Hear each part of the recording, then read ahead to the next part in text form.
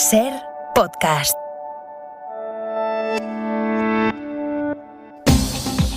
La actualidad llevaba días centrada en Oriente Próximo y, por supuesto, en la pandemia. La actualidad nos llevaba a Cataluña y al debate político sobre el futuro de esta legislatura, hasta que, de pronto, una realidad ha irrumpido en una dimensión que nunca antes habíamos visto. La realidad de miles de personas que han entrado a Ceuta a nado. A última hora de la noche eran 5.000, según la delegación del Gobierno, aunque durante la madrugada ha seguido esa llegada constante de personas que desborda la ciudad y que Marruecos ha decidido permitir ahora. Y lo hace cuando el secretario general del Frente Polisario lleva días ingresado aquí en España, en un hospital de Logroño en concreto. Fuentes diplomáticas ven evidente la relación entre una cosa y otra. Marruecos no se pronuncia oficialmente y el Gobierno espera que esta inédita tensión migratoria no tenga que ver con ese ingreso en el hospital que el Ejecutivo justifica como un gesto humanitario. José Luis Astre, hola. Hola, buenos días. Estuvo anoche aquí en la SER, en Hora 25, la ministra de Exteriores, Arantxa González Laya. No concibo que poner en riesgo la vida de jóvenes y de menores sea como respuesta a una acción humanitaria. No, simplemente no lo concibo. Lo que nos han asegurado hace unas horas, durante el curso de la tarde, es que esto no es fruto del desencuentro. Habla la ministra de Jóvenes porque, en efecto, miles de las personas que llegan son incluso menores, en un escenario que Ceuta trata de gestionar como puede. Volvemos así a la ciudad autónoma. Miguel Ángel Mendoza, buenos días. Buenos días. Pues en efecto se gestiona como puede, con la colaboración entre precisamente administraciones, entre fuerzas de seguridad, entre servicios sanitarios. Todo el mundo pone de su parte.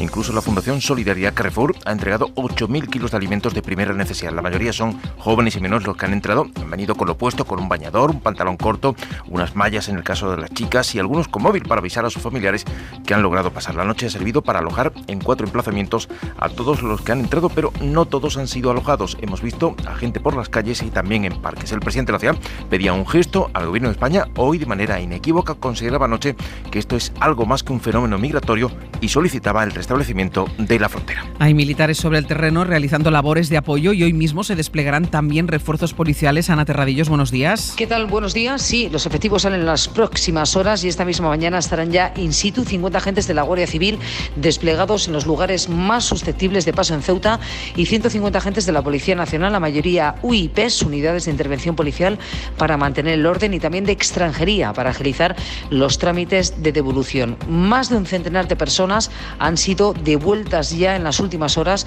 por la frontera de Tarajal. Lo confirman fuentes policiales a la cadena SER, cumpliendo ese acuerdo que hace pocos meses firmaron España y Marruecos para devolver a Marruecos a todos aquellos que entrasen a nado. En Melilla la situación es completamente diferente y, según fuentes policiales, la policía marroquí ha controlado la entrada de jóvenes marroquíes que querían entrar también por Melilla, España. Enseguida regresamos a Ceuta, donde, como decimos, y a pesar de este despliegue, han seguido llegando personas inmigrantes a lo largo de la noche.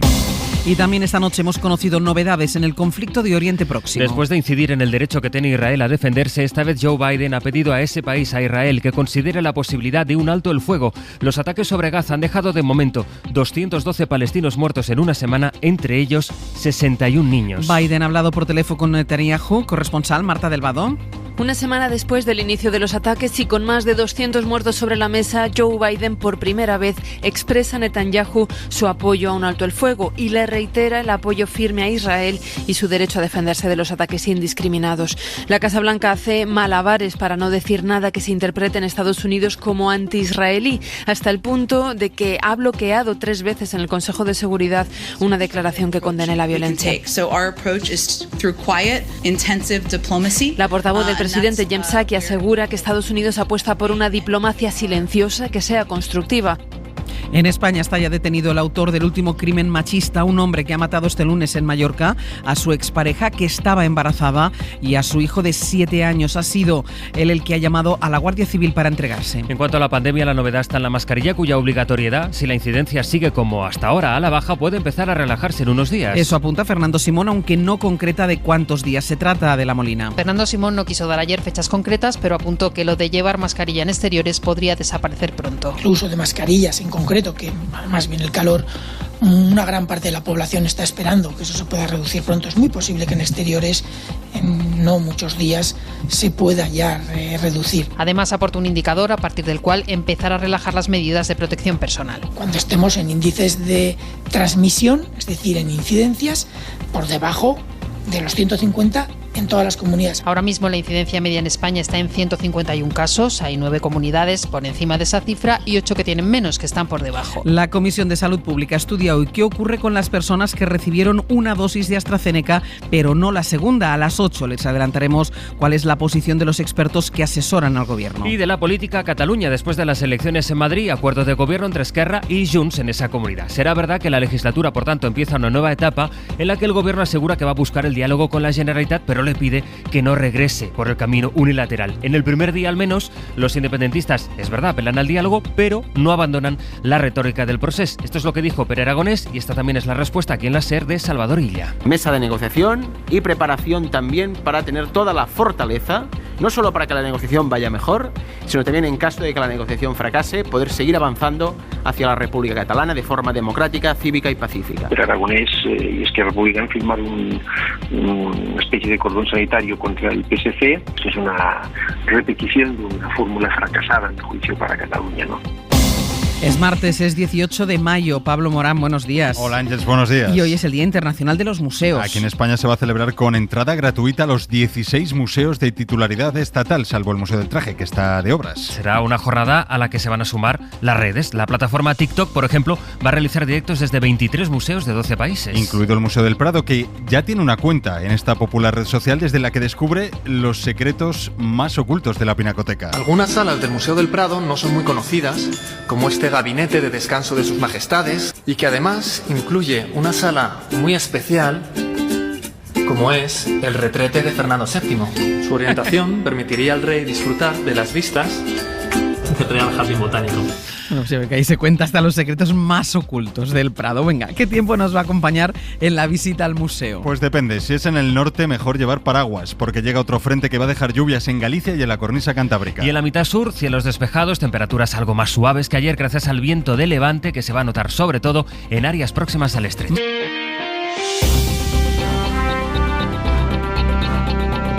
Antes de que miles de personas comenzaran a cruzar la frontera en Ceuta, alguien lanzó un aviso casi a modo de consigna. Los compañeros migrantes nos llamaban diciendo lo que ellos llaman promoción, ¿no? Cuando se abren las fronteras de esta forma, llaman promoción o yalla. Decían que iba a durar unos días, claro, nosotras estábamos, ¿de dónde salía esa información? Estaba circulando por todos los barrios, estaba circulando por donde hay comunidades migrantes y nos decía que iban a abrir durante 48 horas. Y así lo supo Elena Maleno, de Caminando Fronteras, un colectivo que lleva años dando ayuda a esos migrantes. Lo que nos preocupa ahora es el estrecho y esas embarcaciones pequeñas de juguete que durante el día sabemos que hay muchas que no han sido rescatadas, que hemos perdido comunicación con ellas y que en los próximos días desgraciadamente tendremos cifras de lo que ha costado, como siempre, esta relación entre dos países donde las personas migrantes son una vez más moneda de cambio y esto no debe ser así. Y ya veremos cuántos más lo intentan, porque esta madrugada cientos de personas se concentraban del lado marroquí para cruzar a la ciudad autónoma. Solo ayer se rescataron a 140 personas en 29 barcas al margen de las al menos 5.000 que entraron por Ceuta. No hay precedentes en nuestro país de la llegada de tantos inmigrantes en un solo día, Nicolás Castellano. Ni en más de 30 años de pateras, ni en ningún cruce a nado o superando las vallas de Ceuta y Melilla desde 1995 se habían alcanzado las cifras de las últimas horas en Ceuta y en el Estrecho, porque a los llegados a la ciudad autónoma habría que añadir otras 150 personas rescatadas en las últimas horas en el Estrecho, al sur de Tarifa, por salvamento marítimo, en 29 embarcaciones llamadas tipo toy o inflables, embarcaciones precarias similares a las de juguete que vemos en verano en nuestras playas. Nunca habían cruzado tantas personas por la frontera sur española en solo 24 horas. El anterior récord se sitúa el año pasado, cuando en 24 horas fueron rescatadas 1.500 personas en las costas canarias.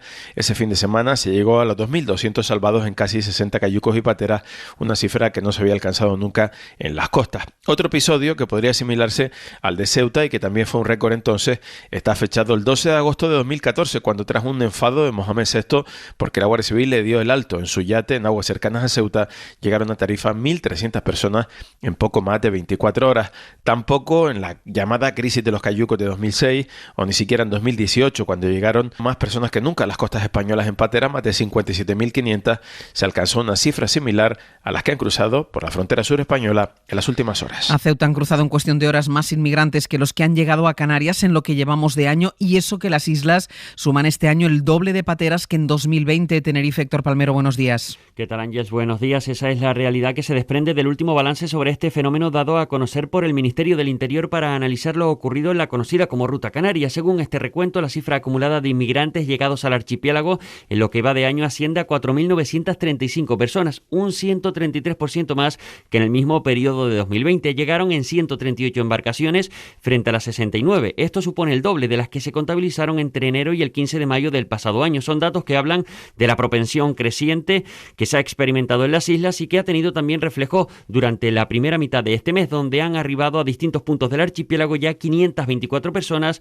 93 más que en los últimos 15 días del pasado mes de abril. Pendientes de lo que hoy se decida con los que esperan la segunda dosis después de recibir el primer pinchazo de AstraZeneca, tenemos los datos generales de la vacunación. Y ya son más de 7 millones los españoles que tienen la pauta completa. Esto es el 15% de la población del país. Son más, un 32% los que tienen al menos una dosis. Pedro Sánchez sigue abonado a las buenas noticias que deja la campaña y anuncia. Una vez que la inmensa mayoría de las personas de 70 a 79 años hayan recibido la pauta completa, es decir, las 2 dosis, este mes de mayo, les anuncio que en el mes de junio será el comienzo de una vacunación masiva de las personas menores de 50 años. Entre los vacunados y aquellos que han pasado la enfermedad, hacía este lunes Fernando Simón un cálculo para justificar el descenso de la incidencia grave del virus y su pronóstico sobre el fin de la mascarilla en exteriores los próximos días. Podemos estimar más o menos, a riesgo de equivocarnos unos puntos arriba, unos puntos abajo, que alrededor del 40% de nuestra población puede estar ya con un cierto grado de inmunidad, con una inmunidad importante. Un 40%. Todavía no estamos en la inmunidad de rebaño, pero sí que es cierto que la probabilidad de infección alrededor de un caso es menor de la que era hace unos pocos meses. Hasta que eso se confirme, siguen cayendo fiestas del calendario. Este año tampoco habrá hogueras de San Juan en Alicante. Elena Escudero, buenos días. Hola, buenos días. Alicante deja sus fiestas grandes para 2022. Así se confirmaba ayer tras la consulta realizada por la Federación de Fogueres a las diferentes comisiones. Preguntaban si se celebraban en el último trimestre de este año, pero tienen claro que los actos masivos y en la calle son imposibles. Luis Barcala es el alcalde de Alicante. La fiesta se ha pronunciado y se ha pronunciado con la responsabilidad y la sensatez que esperábamos, pero arrancamos con la esperanza de en 2022 tener esas grandes hogueras que todos nos merecemos. Se han anunciado también subvenciones para sufragar los gastos de almacenaje y mantenimiento de los monumentos. Y muy pronto contaremos con una vacuna más contra el virus. El laboratorio francés Sanofi ha publicado los resultados de los ensayos con su vacuna y funciona. París, Irene Casado. Estamos muy satisfechos de haber continuado trabajando, de haber probado nuestra determinación para poder llegar a estos resultados. Insisto, acabamos de superar una etapa muy importante para Sanofi. Se felicitaba así el presidente de la farmacéutica francesa tras comunicar que la segunda fase de los ensayos clínicos de su vacuna contra el coronavirus ha dado resultados positivos. Según la compañía, las personas que recibieron su suero desarrollaron un nivel de anticuerpos comparable al de los pacientes recuperados de la infección. Tras meses de retraso, la farmacéutica francesa estima que su vacuna, desarrollada en colaboración con un laboratorio británico, estará lista a finales de este año. Y mientras Sanofi continúa trabajando para desarrollar su propio suero, la campaña de vacunación avanza a buen ritmo. Más de 20 millones de personas, es decir, el 30% de la población, ha recibido ya al menos una dosis de la vacuna contra el coronavirus en Francia. Y tenemos también hoy el dato de India. Con nuevo máximo en número de víctimas en un solo día. En las últimas 24 horas han muerto por coronavirus en India 4.329 personas. Los contagios superan allí los 25 millones de casos. Hasta la Organización Mundial de la Salud ha alertado sobre la situación en Gaza. Piden a israelíes y palestinos que garanticen el acceso de los civiles a los servicios sanitarios. Médicos Sin Fronteras ha sufrido daños en una de sus clínicas y sus pacientes han tenido que volver a casa. Según la UNRWA, que es la Agencia de Naciones Unidas para los Refugiados Palestinos, hay 42.000 gazatíes desplazados por la ofensiva israelí que han buscado refugio en las escuelas de la agencia. Hoy el debate sobre esta escalada de violencia en Oriente Próximo llega a la Unión. Hoy hay reunión de los ministros de Exteriores para buscar fórmulas con las que Europa puede contribuir al fin de la violencia, aunque ya avisó la semana pasada Josep Borrell que poco pueden hacer Bruselas. Griselda Pastor. Buenos días. Reunión muy complicada, sin unidad interna y en la que sobre la mesa algunos ponen ya el acuerdo comercial con Israel, que siempre es antesala para hablar de sanciones. Eso no es verdad. La Unión es el principal socio comercial de Israel y el primer donante de Palestina, argumenta el presidente del Consejo, Charles Michel, muy cercano al francés Emmanuel Macron, que esta noche ha estado analizando la situación con Josep Borrell antes de una cita que coincidirá con el debate del Europarlamento, desde donde los eurodiputados... Por lo tanto, estamos un poco preocupados ante la pasividad europea, y desde el Parlamento Europeo hemos querido forzar el debate porque desde luego algunos grupos vamos a exigir una condena mucho más dura hacia lo que está haciendo Israel en la franja. Expresan enorme preocupación por la actitud europea y exigen que el acuerdo comercial valga de algo. ¿Y qué más hay, Pablo? Iván Duque, que no cede. El presidente colombiano ha desplegado a más agentes de la fuerza pública para desbloquear las vías de comunicación que ocupan los manifestantes desde hace 20 días. Hemos dado instrucciones a todos los niveles de fuerza pública para que desplieguen su máxima capacidad operacional. Los sindicatos y las centrales obreras que forman el Comité Nacional de Paro le acusan de no querer negociar ni brindar garantías para las protestas sociales. Estamos muy pendientes de Ceuta esta mañana porque han seguido llegando durante la noche cientos de personas inmigrantes desde Marruecos. Asistimos a una crisis migratoria cuya dimensión no tiene precedentes, con Rabat permitiendo el paso de miles de personas, muchos menores entre ellos, y que han desbordado los servicios de atención de esa ciudad autónoma. Son más de 5.000 personas, según el dato que dio anoche la delegación del Gobierno, aunque hoy tendrá que actualizar y esa cifra va a crecer. Se han habilitado naves y un campo de fútbol para acoger a los inmigrantes. En Marruecos no hay versión oficial del Gobierno y aquí el Ejecutivo espera que no sea una respuesta diplomática al ingreso en un hospital de Logroño del presidente del Frente Polisario hace unas semanas. La ministra de Exteriores, estuvo anoche en Hora 25, dijo que no concibe que esto sea la respuesta política a un ingreso que ella defiende así. Se trataba y se trata simple y llanamente de una cuestión humanitaria, una respuesta humanitaria a una petición de ayuda humanitaria de una persona que se encontraba en una situación sanitaria muy frágil. Hay 1.500 niños entre los que han pasado, de hecho hay familias enteras. Estaremos esta mañana en Ceuta y explicaremos las derivadas de esta crisis de la que la oposición culpa al Gobierno y pide que se devuelva a Marruecos a todas las personas que han llegado. Casado puso un tuit ayer y hoy piensa ir a Ceuta. Santiago Abascal. Hay ya desplegados un refuerzo policial, incluso de militares en labores de apoyo, y estaremos también hoy en Mallorca por la noticia del último crimen machista que se produjo ayer. En el municipio de Sa Pobla, un hombre mató presuntamente a su expareja, una chica de 28 años, también a su hijo, que tenía 7. Luego se entregó a la Guardia Civil. Radio Mallorca, Mamen Municio, buenos días. Buen día. Consternación en Mallorca por el asesinato de Guarda y su hijo de apenas 7 años. Las dos víctimas fueron encontrados con síntomas de violencia. Ella, además, estaba embarazada. El supuesto homicida avisó de lo sucedido a un familiar y, en paralelo, el centro escolar daba el aviso a la policía tras 2 días sin noticias de ellos. Al entrar la policía se confirmaban las peores sospechas. Una primera inspección apunta a que las víctimas fueron asfixiadas. El hombre llamaba para entregarse horas después. La pareja estaba en proceso de separación. De hecho, el agresor tenía una orden de alejamiento por violencia de género que ya había finalizado. Es martes, es 18 de mayo. Y hay más noticias a esta hora, las repasamos en titulares. Fernando Simón augura que en cuestión de días se pueda reducir el uso de la mascarilla en exteriores. Cree que podrá hacerse en los territorios con una incidencia por debajo de los 150 casos. Israel ha retomado esta mañana los bombardeos contra Gaza tras el lanzamiento de más cohetes desde la franja. Joe Biden ha hablado esta noche con el primer ministro israelí para comunicarle su apuesta por el alto el fuego en la actual escalada. En Cataluña, la presidenta del Parlamento inicia hoy una ronda de consultas con todos los grupos para fijar el debate de investidura. Saldrá elegido Pere Aragonés en virtud del acuerdo entre Esquerra y Junts, que renueva su compromiso hacia la independencia. Y el Congreso acoge hoy el debate de la ley trans que han presentado los grupos minoritarios y que es similar al que defiende Unidas Podemos en contra del criterio del PSOE. Los socialistas se van a abstener, permitiendo que continúe la tramitación de esta nueva ley. Y además, Pablo, sigue en marcha la llamada Operación Azud, tras los registros de ayer en el área de urbanismo del Ayuntamiento de Valencia. Todo gira en torno a una libreta en la que uno de los implicados lo apuntó todo desde 1999. Valencia, Natalens, buen día. Buen día. Se trata del empresario inmobiliario Jaime María Febrer, que está en prisión, considerado el responsable de los sobornos. Anotó en su agenda los nombres de todos los políticos del PP y del PSOE con los que contactó, las fechas de los encuentros, las transacciones de dinero que les hizo para facilitar determinados trámites urbanísticos o para comprar silencios. Esta agenda se ha convertido, según los investigadores, en el principal documento en el que sustenta toda la acusación. La UCO ayer continuó los registros en el Ayuntamiento de de Valencia en el servicio de urbanismo, el de ciclo integral del agua, servicios sociales y patrimonio, y ha reclamado también documentación al interventor municipal. El futuro del turismo a debate en la SER. Nuestros compañeros de Canarias organizan hoy un interesantísimo encuentro sobre las perspectivas del sector en el que van a participar, entre otros, el presidente canario. Tenerife, Héctor Palmero, buenos días. Hola Ángeles, buenos días. Con el marco de Fitur de fondo participarán, como decían, entre otros, el presidente Ángel Víctor Torres y también el máximo dirigente de la COE, Antonio Garamendi. Un nuevo encuentro SER Canarias enfocado a la recuperación del turismo, y por ello se expondrán las expectativas para la reactivación del principal motor de la economía de las islas.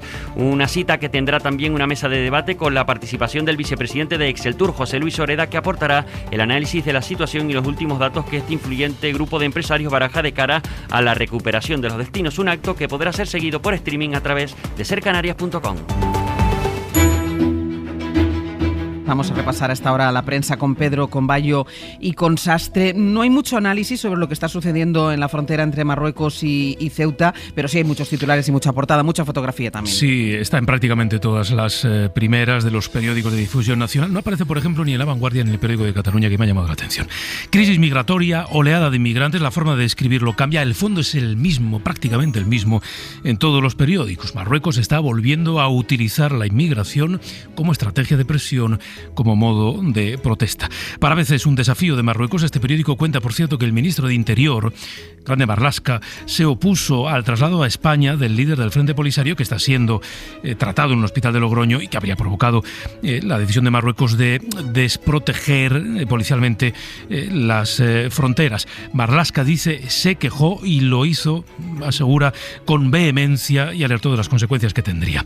Rabat presiona a España con una oleada récord, es el titular del Mundo. Tanto La Razón como el Confidencial utilizan un término que tiene, en fin, reminiscencias históricas: una marcha. Marruecos amaga con una marcha verde en Ceuta, es el titular del Confidencial. Y El Mundo pide al gobierno español en su editorial que se haga respetar con diplomacia y con firmeza, porque Marruecos, dice El Mundo, ya ha demostrado que no tiene ningún problema moral para jugar con las expectativas de la gente. Un ojo puesto en Ceuta en estas últimas horas y sin perder de vista todo lo que está pasando también en Oriente Próximo, Bayo. El New York Times habla de el absurdo plan de paz de Jared Kushner. Recordáis los acuerdos de Abraham, que ha fracasado, dice. La administración Trump pretendía sobornar a los países árabes para normalizar las relaciones con Israel, pero la ofensiva en Gaza ha dejado claro que la justicia para los palestinos es una condición previa para cualquier acuerdo de paz, y la política exterior estadounidense ha sido hasta ahora un impedimento para esa justicia. La viñeta en el Times de Londres muestra las bombas de Gaza de fondo y al tío Sam gritando: ¿puede alguien decirles que paren? No escucho mis propias contradicciones. Es un poco la idea que resume en las posiciones, el difícil equilibrio de posiciones de la administración Biden. Y en el Financial Times hablan sobre esa reunión de los ministros de Exteriores europeos hoy. Pocos esperan que Bruselas adopte una posición común sobre el conflicto en Oriente Próximo, menos aún una que perjudique a Israel, que cuenta con el apoyo tácito de Hungría, Austria y la República Checa, lo cual va a relegar a la Unión Europea al mero papel de espectador en este conflicto. Ayer hasta ahora conocíamos el acuerdo entre Esquerra Republicana y Junts per Catalunya para formar govern en Cataluña, y sobre esto sí que hay muchísimo en los periódicos. 2 reuniones, 2 masías, 2 hombres, 2 fotografías en 2 periódicos. Portada en La Vanguardia y en el periódico de Cataluña. En la del periódico caminan de espaldas junto a un remolque con unos grandes cilindros de paja. En la de La Vanguardia están sentados frente a frente en una imagen, Aragonés y Sánchez, tomada desde el otro lado de una ventana. Lola García resume en La Vanguardia más o menos lo ocurrido de esta manera: tanto tiempo para esto, es decir, tantos meses negociando para un acuerdo que podría haberse cerrado en días. Porque el acuerdo, dice Lola García, consiste prácticamente en pasar lo que hasta ahora tenía un partido al otro, con alguna pequeña corrección, y crear órganos para las desavenencias. El poder, dice Lola García, en el seno de Junts se vuelve hacia Junts de la misma manera que los republicanos hace 3 años, cuando apoyaron a Torra, presumieron de haber conseguido los departamentos con más peso político y presupuesto. Dice el editorial del periódico que solo hay una variable nueva que podría hacer que esta vez sea diferente, y esa variable es que la presidencia la va a tener Pere Aragonés, que no es un vicario de Puigdemont. Si mantiene la apuesta por el diálogo, dice el periódico, es importante que encuentre agua en la piscina de Sánchez, pero lo urgente en todo caso para este diario es que la Generalitat recupere el prestigio institucional que ha perdido. Algunas opiniones más. El pacto, dice el editorial del País, no abre un horizonte esperanzador, no garantice ni la descompresión política ni la gestión eficiente que necesita Cataluña. El Mundo cree que Cataluña va a seguir instalada en la parálisis legislativa, el desgobierno político, la decadencia económica y la fractura social. El editorial ABC habla del peor gobierno posible para Cataluña. La nueva Generalitat Generalitat será más de lo mismo, incapaz de aprobar leyes y con agenda identitaria. La Razón cree que no puede salir nada bueno de este gobierno, que Aragonés tendrá la presidencia, pero las consejerías que van a marcar la agenda política las va a controlar Puigdemont. Mirad qué propuesta de Adela Cortina hoy en la tribuna de El País. Dice: si las campañas electorales copian al mundo comercial, deben adoptar también los límites legales a la publicidad. Es decir, mentir no es libertad de expresión, es engañar y debe prohibirse radicalmente. Dice que las campañas ocuparían entonces un tiempo sensato, no 365 días al año, se desvanecerían esos conflictos puramente ideológicos que no son sino cortinas de humo, escribe esta filósofa, y perderían protagonismo los personajes históricos. Bueno, pues es una idea. ¿Qué hay de pandemia, Bayo, en la prensa internacional? Pues mira, volviendo al New York Times, hablan hoy con Joe Glickman, un vecino estadounidense que lleva 14 meses usando la mascarilla, guantes, todo tipo de máscaras, protecciones. Pasó el virus en noviembre, le vacunaron ya con las 2 dosis y aún así dice que no piensa quitarse ningún tipo de protección en los próximos 5 años. Hay mucha gente en Estados Unidos en esa línea de ultraprotección, a pesar de que ya les dicen que pueden quitarse la mascarilla. Sobre ese tema, anoche el ministro francés de Sanidad decía en el canal BMF que el gobierno francés se plantea no exigir el uso de la mascarilla este verano a los franceses en espacios libres como la playa o la montaña. Eso sí, advertía de que existe el riesgo de querer correr demasiado. Y en esa línea el Guardian dice que si relajan las restricciones demasiado pronto en el Reino Unido, existe un riesgo real de una tercera ola. Todavía no hay suficientes personas vacunadas y la variante india se propaga. Nadie quiere cerrar las fronteras, nadie quiere cancelar los planes de vacaciones, sí, pero no hay que poner obstáculos en el camino de la vacunación y de la salida de la pandemia. Los martes viene con los deportes. Hoy por hoy Jesús Gallego. Gallego, buenos días. Buenos días, Ángel. A ver, la resolución del campeonato en primera. ¿Quién será campeón? ¿Quién bajará? Bueno, vamos a tener que esperar, y sobre todo los muy aficionados van a tener que esperar un día menos de sufrimiento, porque lo importante de la última jornada al final se juega el sábado. Sí, el sábado a las 6 de la tarde se juegan esos 7 partidos que deciden todo y se adelanta al sábado porque el Villarreal lo ha solicitado a la Liga. Recordemos que el Villarreal la semana que viene, el día 26, juega la final de la Europa League ante el Manchester United en Polonia y bueno, pues pudiéndose jugar el sábado, ¿por qué no se le va a dar al Villarreal esas 24 horas de descanso más de cara a la final? La Liga ha accedido, así que el sábado a las 6 de la tarde, Valladolid Atlético de Madrid, Real Madrid Villarreal, Huesca Valencia, Elche Atleti de Bilbao, Celta Betis, Osasuna Real Sociedad y Eibar Barcelona. A eso de las 8 menos algo sabremos quién es el campeón de Liga, quiénes van a Europa definitivamente y quiénes bajan con el Eibar a segunda división. Insisto, para los aficionados del Atleti sobre todo es un día menos de sufrimiento. El sábado por la noche habrá terminado todo. Ya veremos cómo termina, pero habrá terminado todo. Gallego, lo que no está claro, sabemos ya, lo que está claro es a qué hora se juegan los partidos que son decisorios, pero no está claro el futuro de algunos entrenadores, ¿no? Y además de equipos grandes. El Real Madrid va a hablar el domingo con Zidane para saber qué quiere hacer de cara a la próxima temporada. Sí, es un poco surrealista, pero tenemos 6 días por delante de especulación con el futuro de Zinedine Zidane, una incertidumbre que él ha sembrado porque no ha explicado bien qué es lo que tiene en la cabeza. Recordemos que Zidane tiene contrato, 1 año todavía, y el Madrid el domingo, cuando termine la Liga, se va a sentar con él para decirle qué te pasa, por qué te quieres ir. ¿Pero él ha dado alguna pista de que se quiere ir? Bueno, él ha dicho, hay momentos, lo más significativo que ha dicho es, hay momentos en que te tienes que ir y hay momentos en que te tienes que quedar. Y no ha dicho absolutamente nada más. El Madrid va a intentar convencerle de que cumpla su contrato porque no tiene otra solución y porque la temporada que viene es una temporada difícil para el Real Madrid, por la economía no va a haber grandes fichajes, hay jugadores veteranos que van a tener que quedarse, con lo cual le van a decir a Zinedine, mira, nosotros queremos que cumplas tu contrato, nos haces una pifia importante si te marchas, así que reflexiona y quédate. Hasta el domingo tampoco vamos a saber nada definitivo. Y sobre Koeman, que a Laporta le sale caro echarlo, pero además parece que a Xavi tampoco no le ve muy preparado todavía. Bueno, Koeman tiene una estocada desde el día que perdió el Barça con el Granada y no se puso como líder. Laporta no lo ha ratificado públicamente en ninguna de sus comparecencias, que han sido muchas, con lo cual ha dejado claro que no es su entrenador para la próxima temporada, pero ayer contaron nuestros compañeros de Radio Barcelona que tampoco ve preparado a Xavi Hernández, que por cierto llegó ayer de vacaciones en el aeropuerto diciendo que vengo de vacaciones con la familia, que no hay nada más. Bueno. Otra incógnita, ¿quién será el entrenador del Barça el año que viene? Incógnita, en el Barça y en el Real Madrid. Gallego, hasta luego. Un saludo. En la cadena SER, hoy por hoy, con Ángeles Barceló. Marco Antonio Aguirre, buenos días. Buenos días, Ángeles, y buenos días a todos los amigos oyentes. Me gustaría hablar hoy de lo de Israel y Hamás, esa desgracia que ojalá termine pronto. Veo a todo el mundo muy posicionado, con una opinión muy clara, pero hoy tenemos con nosotros a Raúl Benítez, la única persona en España que no tiene claro quién es el bueno y quién es el malo.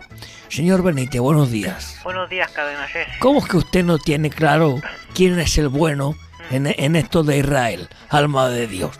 Bueno, pues que son muchas variables, sí. Hay muchas zonas oscuras, mucha historia que hay que saber, y, o sea, no todo es tan fácil. No todo es tan fácil. No, porque es que es un tema complejo. Bueno, pero saber quién es el bueno y quién es el malo tan difícil no debe ser. Sí, es difícil. Hay que saber mucho, hay que, en fin, hay que estar...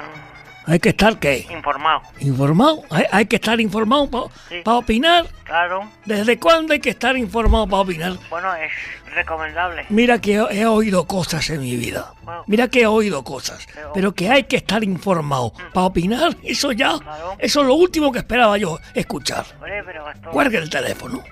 Que cuelgue el teléfono. Adiós, buenos días. Y pido perdón a la cadena SER por traer a un invitado que no tiene claro quién es el bueno y quién es el malo en esto de Israel. Perdón. Marco Antonio Aguirre, Cadena SER. El pulso diplomático que Marruecos ha planteado a España por la hospitalización aquí del máximo representante del Frente Polisario enfermo de COVID se ha traducido en las últimas horas en la entrada masiva de inmigrantes a nado por la playa del Tarajal, en un número que no se había visto hasta ahora y que está obligando a habilitar espacios en la ciudad autónoma para poder atenderles. Esta noche se ha desplegado el ejército en la frontera ante un hecho sin precedentes. Nunca antes habían entrado tantos inmigrantes en un solo día. Números sin precedentes. Hasta esta madrugada unos 5.000, de los que 1.500 son menores, y en un contexto sanitario especial. Recordemos que Marruecos mantiene cerradas sus fronteras desde el mes de marzo por la pandemia. Así pues, es Ceuta la que tiene que resolver ahora esta crisis humanitaria, después de que, como habían advertido algunas organizaciones humanitarias, Marruecos parece que ha dejado de vigilar sus fronteras, permitiendo la salida hacia España de miles de migrantes. Aquí el gobierno, la ministra de Exteriores, estuvo anoche en Hora 25, quiere descartar la relación entre el ingreso del líder polisario y la llegada masiva de estos inmigrantes, pero lamentablemente no es la primera vez que las autoridades marroquíes usan las fronteras como el grifo que controlan a su antojo para presionar a España, que aún así sigue manteniendo un trato preferente con el país vecino. Cada vez que Marruecos quiere lanzar un pulso a España, lo hace utilizando a los inmigrantes, que se convierten en moneda de cambio. A las autoridades marroquíes no les importa arriesgar la vida de sus conciudadanos para conseguir de España la respuesta que busca. No es la primera vez y lamentablemente tampoco será la última. Ángeles Barceló. Entra la lluvia por el norte, aunque en general hoy será un día soleado y bueno, Jordi. Así es, solo recomendamos el paraguas y ropa que abrigue en Galicia y Asturias, donde a ratos lloverá con intensidad, de manera más débil y con pausas en el resto del Cantábrico. Fresco en Castilla y León, pero en todo el centro y sur de la península, en Canarias y el Mediterráneo, en general va a hacer mucho sol, fresco ahora mismo, durante la tarde un poco más de calor que ayer.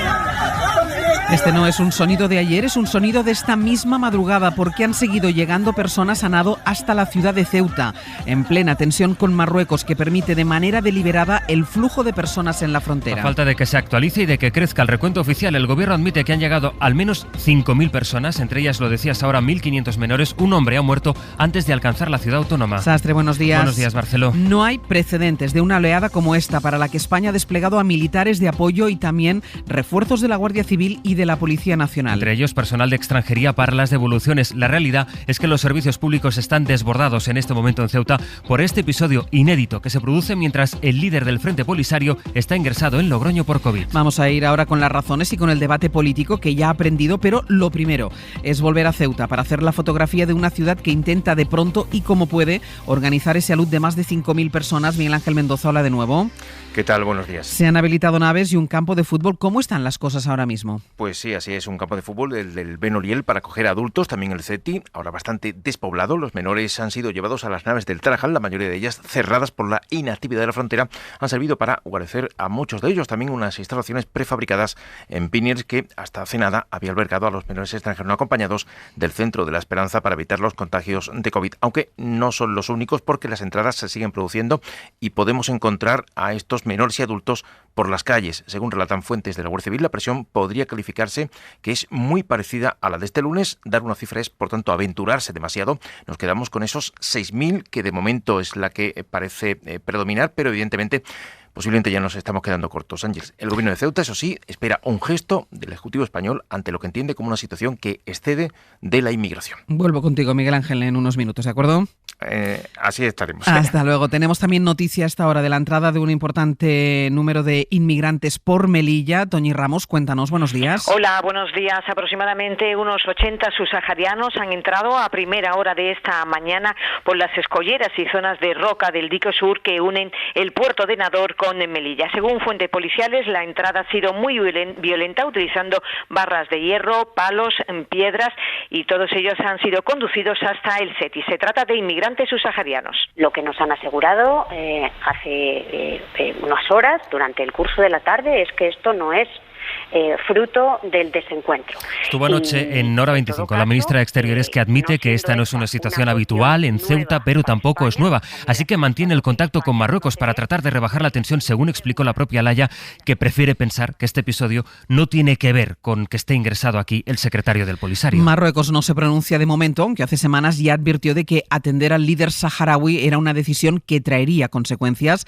Rafa Panadero. El Gobierno asegura que están haciendo gestiones constantes desde los Ministerios de Interior y de Exteriores. La ministra González Laya, que habló ayer con Rabat y pasó después por la SER, no cree que lo que está pasando en Ceuta tenga que ver con el tratamiento médico que recibe en España el líder del Frente Polisario, algo que, sin embargo, Rabat consideró una decisión premeditada que traería consecuencias. No concibo que poner en riesgo la vida de jóvenes y de menores sea como respuesta a una acción humanitaria. No, simplemente no lo concibo. Laya también ha recordado que la Unión Europea invierte mucho en Marruecos, con el apoyo de España, para gestionar la migración desde la corresponsabilidad. Fuentes diplomáticas sí relacionan esta crisis con un intento de Marruecos para que España cambie su posición sobre el Sáhara Occidental y haga lo que hizo Trump, reconocer la soberanía marroquí sobre la antigua provincia española.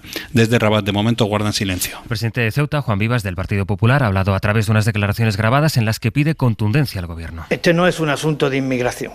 Esto tiene mucha más trascendencia. Aquí se trata de restablecer la normalidad alterada en Ceuta y en la frontera.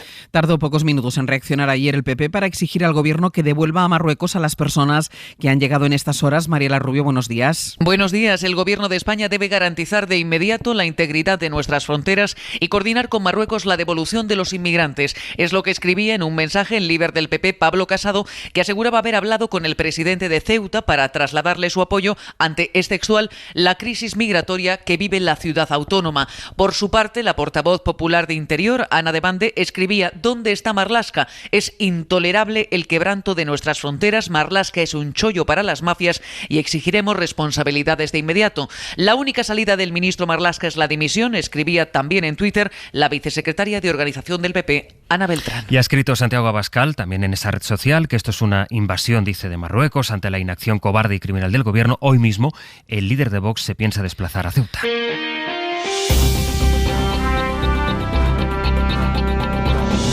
Es muy posible que en exteriores, en no muchos días, se pueda ya reducir, pero tenemos que garantizar que los riesgos van bajando. Desde luego fue lo más llamativo en la rueda de prensa que dio ayer Fernando Simón, porque nos situó en un escenario distinto y más inminente de lo que pensábamos, cuando dijo que es muy posible que se pueda relajar el uso de mascarillas en exteriores en no muchos días, que fue la expresión literal que utilizó. Sigue a la baja la incidencia, está ahora mismo en general de promedio en el país en 151 casos por cada 100.000 habitantes, y lo que ha hecho que cambie del todo el escenario son las vacunas, porque entre gente que ha pasado la enfermedad y que por tanto ha desarrollado los anticuerpos y luego gente vacunada, pues está inmunizada casi ya la mitad de la población. Podemos estimar más o menos, a riesgo de equivocarnos unos puntos arriba, unos puntos abajo, que alrededor del 40% de nuestra población puede estar ya con un cierto grado de inmunidad, con una inmunidad importante. Pero hay debates aún pendientes sobre las vacunas. El debate sobre la segunda dosis de AstraZeneca para aquellos trabajadores esenciales que recibieron la primera dosis. Son casi 2 millones de personas. Hoy se va a reunir la Comisión de Salud Pública para decidir qué pasa con ellos. Y sobre eso tenemos novedad esta mañana. Mariola Lourido, buenos días. Buenos días, Ángeles. Porque los expertos que asesoran a Sanidad plantean que la segunda dosis sea también de AstraZeneca y que se ponga a personas de entre 40 y 60 años, es decir, que esa inyección, que ahora no puede ponerse a menores de 60, llegue también a los que tienen 40.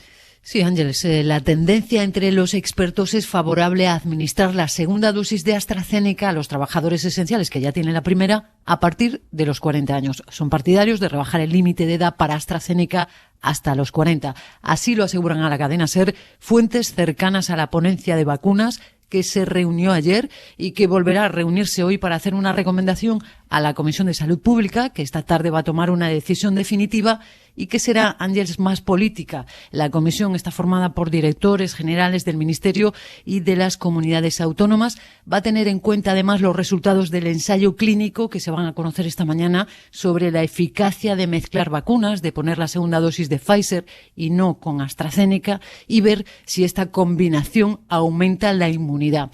Una solución por la que siempre se ha inclinado la ministra Darias. 1.700.000 personas de menos de 60 años, sobre todo trabajadores esenciales, llevan semanas esperando a que les digan qué van a hacer con ellos. Mariola, gracias. A ti, hasta luego. Y ahora lo apuntaba Mariola, porque hoy se van a conocer en efecto esos resultados preliminares del estudio científico, en concreto un estudio que ha hecho el Instituto de Salud Carlos III y quiere ver pues eso, el nivel de inmunidad que genera combinar las dosis, en concreto de dos farmacéuticas diferentes, una dosis de AstraZeneca y otra de Pfizer. Tenim entesa, tenim acord per posar en marxa la nova Generalitat Republicana. Una nueva Generalitat Republicana, dijo ayer Pere Aragonés en la comparecencia que compartió con Jordi Sánchez para anunciar que hay acuerdo. Traen hoy los periódicos la imagen de Aragonés y de Sánchez paseando o hablando primero en una masía, luego en otra este fin de semana para repartirse las consejerías. El caso es que Esquerra, que sacó más votos que Junts, se lleva sin embargo Junts, economía, justicia, la gestión de los fondos europeos, en ese acuerdo en el que ambos dirigentes mantuvieron el vocabulario del procés. I alhora sent molt conscients que defensem la necessitat d'una confrontació cívica y pacífica. Aragonés habló de confrontación cívica y pacífica para forzar al Estado a que acepte el horizonte independentista. Y eso lo combinan, al menos retóricamente, con llamamientos al diálogo entre dos partidos entre los que, pese a este acuerdo casi in extremis, existen muchos recelos mutuos. Pablo Tallón, buenos días. ¿Qué tal? Buenos días. El acuerdo contempla que tanto el Parlament como el Govern van a escenificar la voluntad de diálogo con el Gobierno central para conseguir el referéndum y la amnistía, aunque también habla de no eternizar la mesa del diálogo y de asumir que hará falta la confrontación o la ayuda de Europa si esta vía fracasa. De momento, el Consell per la República de Puigdemont tiene un papel testimonial a la espera de su reforma y el espacio que va a debatir los próximos pasos del procés será uno formado por Esquerra, Junts, la CUP, Òmnium y la ANC.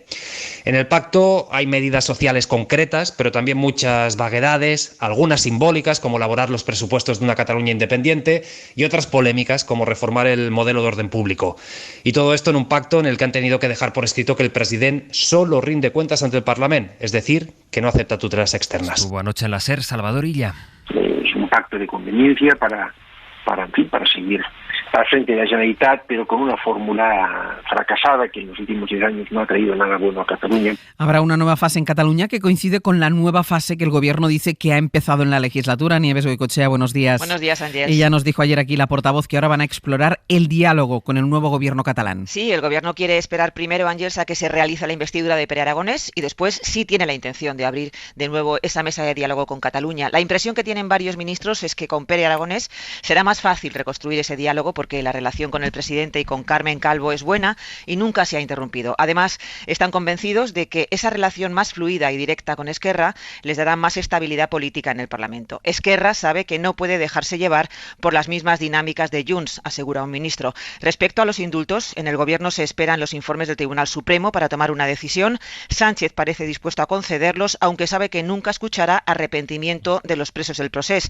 El indulto, asegura un ministro, no soluciona todo, pero alivia tensiones con Cataluña. Nieves, gracias. Hasta ahora. Y hoy la política estará en Cataluña, pero no solo. También en el Congreso que debate la ley trans, que han presentado grupos minoritarios cuyo contenido, sin embargo, es muy similar al proyecto que presentó el Ministerio de Igualdad y Unidas Podemos y del que discrepa el PSOE. Hoy los socialistas se van a abstener, van a permitir, por tanto, que la ley se discuta, pero Irene Montero y la vicepresidenta Carmen Calvo siguen negociando la norma del Gobierno.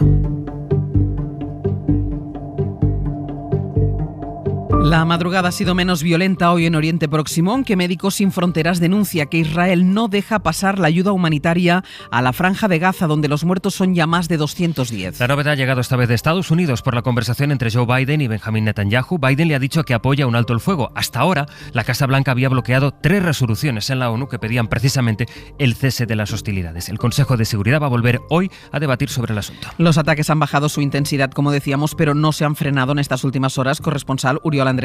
Israel sabe que más temprano que tarde tendrá que aceptar un alto fuego con Hamas, pero antes quiere infligir el mayor daño posible a las organizaciones islamistas de la franja.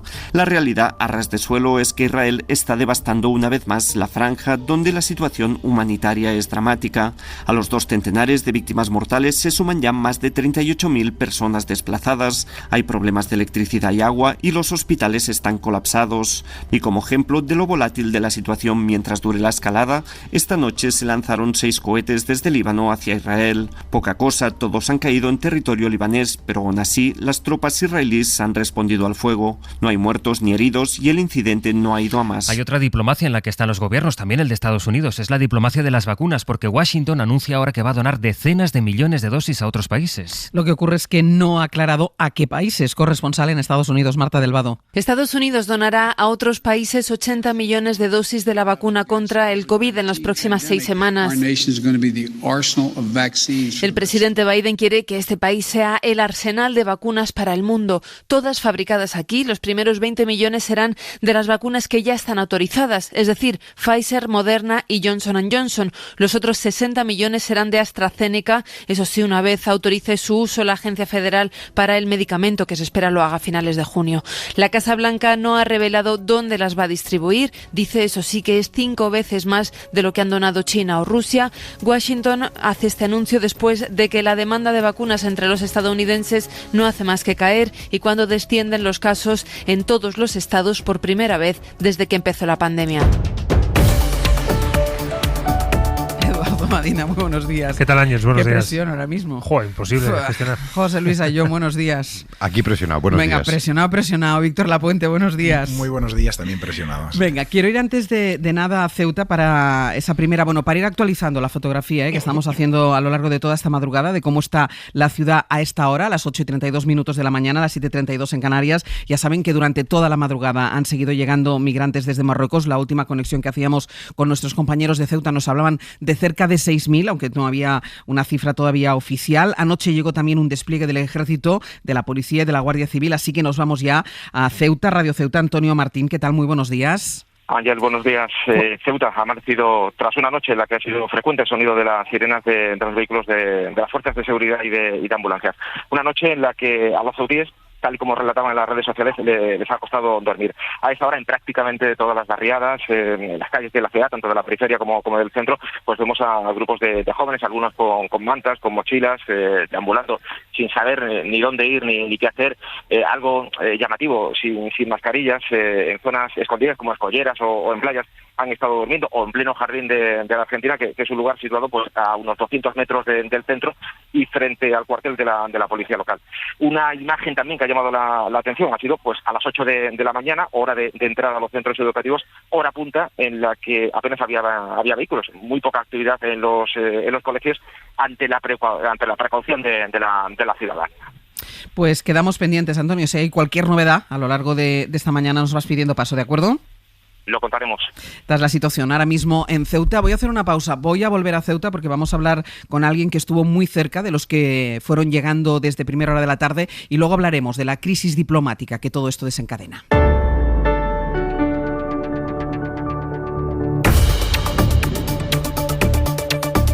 El abierto Víctor Lapuente, Eduardo Madina y José Luis Ayllón. Vamos a continuar en Ceuta después de la última hora que nos contaban nuestros compañeros de Radio Ceuta con esos cerca de 6.000 inmigrantes que desde ayer por la tarde empezaron a entrar por esa frontera del Tarajal a nado, algunos a pie sorteando ese pequeño espigón que separa Marruecos de España. Nos está escuchando Rebeca Martín, ella es voluntaria de No Name Kitchen, que es una asociación que trabaja en fronteras y que está trabajando en Ceuta desde febrero. Raquel, muy buenos días. Hola, buenos días, Ángel. Raquel, quisiera preguntarte lo primero, ¿cómo fue la tarde de ayer cuando de repente empezasteis a ver cómo llegaban a la ciudad cientos y cientos de personas? Bueno, pues la verdad es que ayer fue una locura. Ya nos despertábamos por la mañana con unas 70 llegadas por el espigón de Benzú, y a lo largo del día fueron aumentando un montón las llegadas, y sobre la hora de comer, un poquito después, la frontera del Tarajal empezaron a llegar muchísimas personas. No había ningún tipo de control en la parte marroquí, ningún tipo de policía. Sí que es verdad que en la zona de Benzú, en la otra frontera, sí que había un poco de policía, pero bueno, su actuación era totalmente pasiva. ¿Cuál es el perfil de los inmigrantes que están llegando? Estamos viendo mucha gente joven, pero nos llamaba también la atención ayer familias enteras con niños. Sí, totalmente. Esto es algo completamente nuevo porque, bueno, al ser unas entradas a nada, ¿no?, mucho más peligrosas, el perfil mayoritario son hombres, pero es verdad que ayer vimos muchísimas familias enteras en pequeñas embarcaciones, muchísimos menores, tanto niños como niñas, y muchísimas mujeres en proporción a entradas anteriores que nunca suele haber. Al margen de vosotros, ¿quién más sabía? ¿Quién les estaba atendiendo en la llegada? Pues bueno, algunas asociaciones. Cruz Roja es quien recibe las llegadas siempre, también es quien gestiona las naves del Tarajal, que es donde se cumple la cuarentena obligatoria, y sobre todo muchísimo movimiento ciudadano, muchísimas personas a nivel individual en coches repartiendo agua, comida, ropa, abriendo las puertas de sus casas, bueno, muchísimo movimiento en ese sentido. Y ahora mismo, Raquel, buena parte de esos inmigrantes, ¿dónde están? Decíamos esta mañana que habían habilitado un campo de fútbol, algunos centros para poder acogerles. Sí, eso es. Los menores están en las naves del Tarajal, que es donde se cumple la cuarentena obligatoria antes de mayores y menores, y en el centro de menores de Piñers, que se abrió el año pasado en pandemia y se había cerrado este pasado mes de abril. Ahora se ha vuelto a reabrir, y para los mayores de edad han habilitado el estadio de Benolien, un estadio. ¿Sabéis cuál es la situación ahora mismo? ¿Si sigue entrando gente?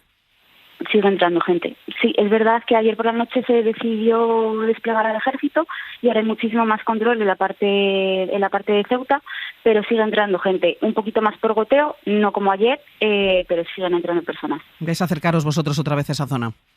Sí, nos acercaremos luego. Pues Rebeca, muchísimas gracias. Muchas gracias a ti, Ángel. Hasta luego, Rebeca Martín, una de las personas que estuvo atendiendo a esas casi 6.000 personas, más o menos se ha cifrado, que entraron desde primera hora de la tarde por la frontera del Tarajal. Muchos menores, 1.500 decían aproximadamente, y también muchas familias completas, padre, madre y niños pequeños, como hemos visto en muchas de las imágenes. Esta crisis coincide con uno de los momentos de mayor tensión entre Madrid y Rabat por la acogida en España del líder del Frente Polisario.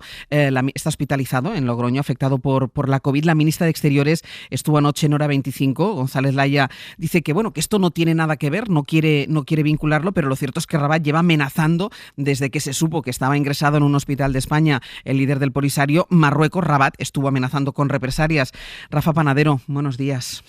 ¿Qué tal? Cuéntanos. Brahim Ghali llegó a España justo hoy hace un mes. Cuando se supo la noticia, desde medios marroquíes afines al gobierno dijeron que había entrado aquí con pasaporte falso, lo que lógicamente sería un delito, pero la realidad es que entró con pasaporte diplomático argelino, que es el que reconoce la comunidad internacional para los saharauis, y además después de que el ministro de aquel país, de Argelia, lo consultara con España, porque la situación de Ghali, le advirtió, era ya muy delicada y corría peligro su vida. Con toda esa información, el gobierno de España toma la decisión, por motivos estrictamente humanitarios, de acogerle aquí.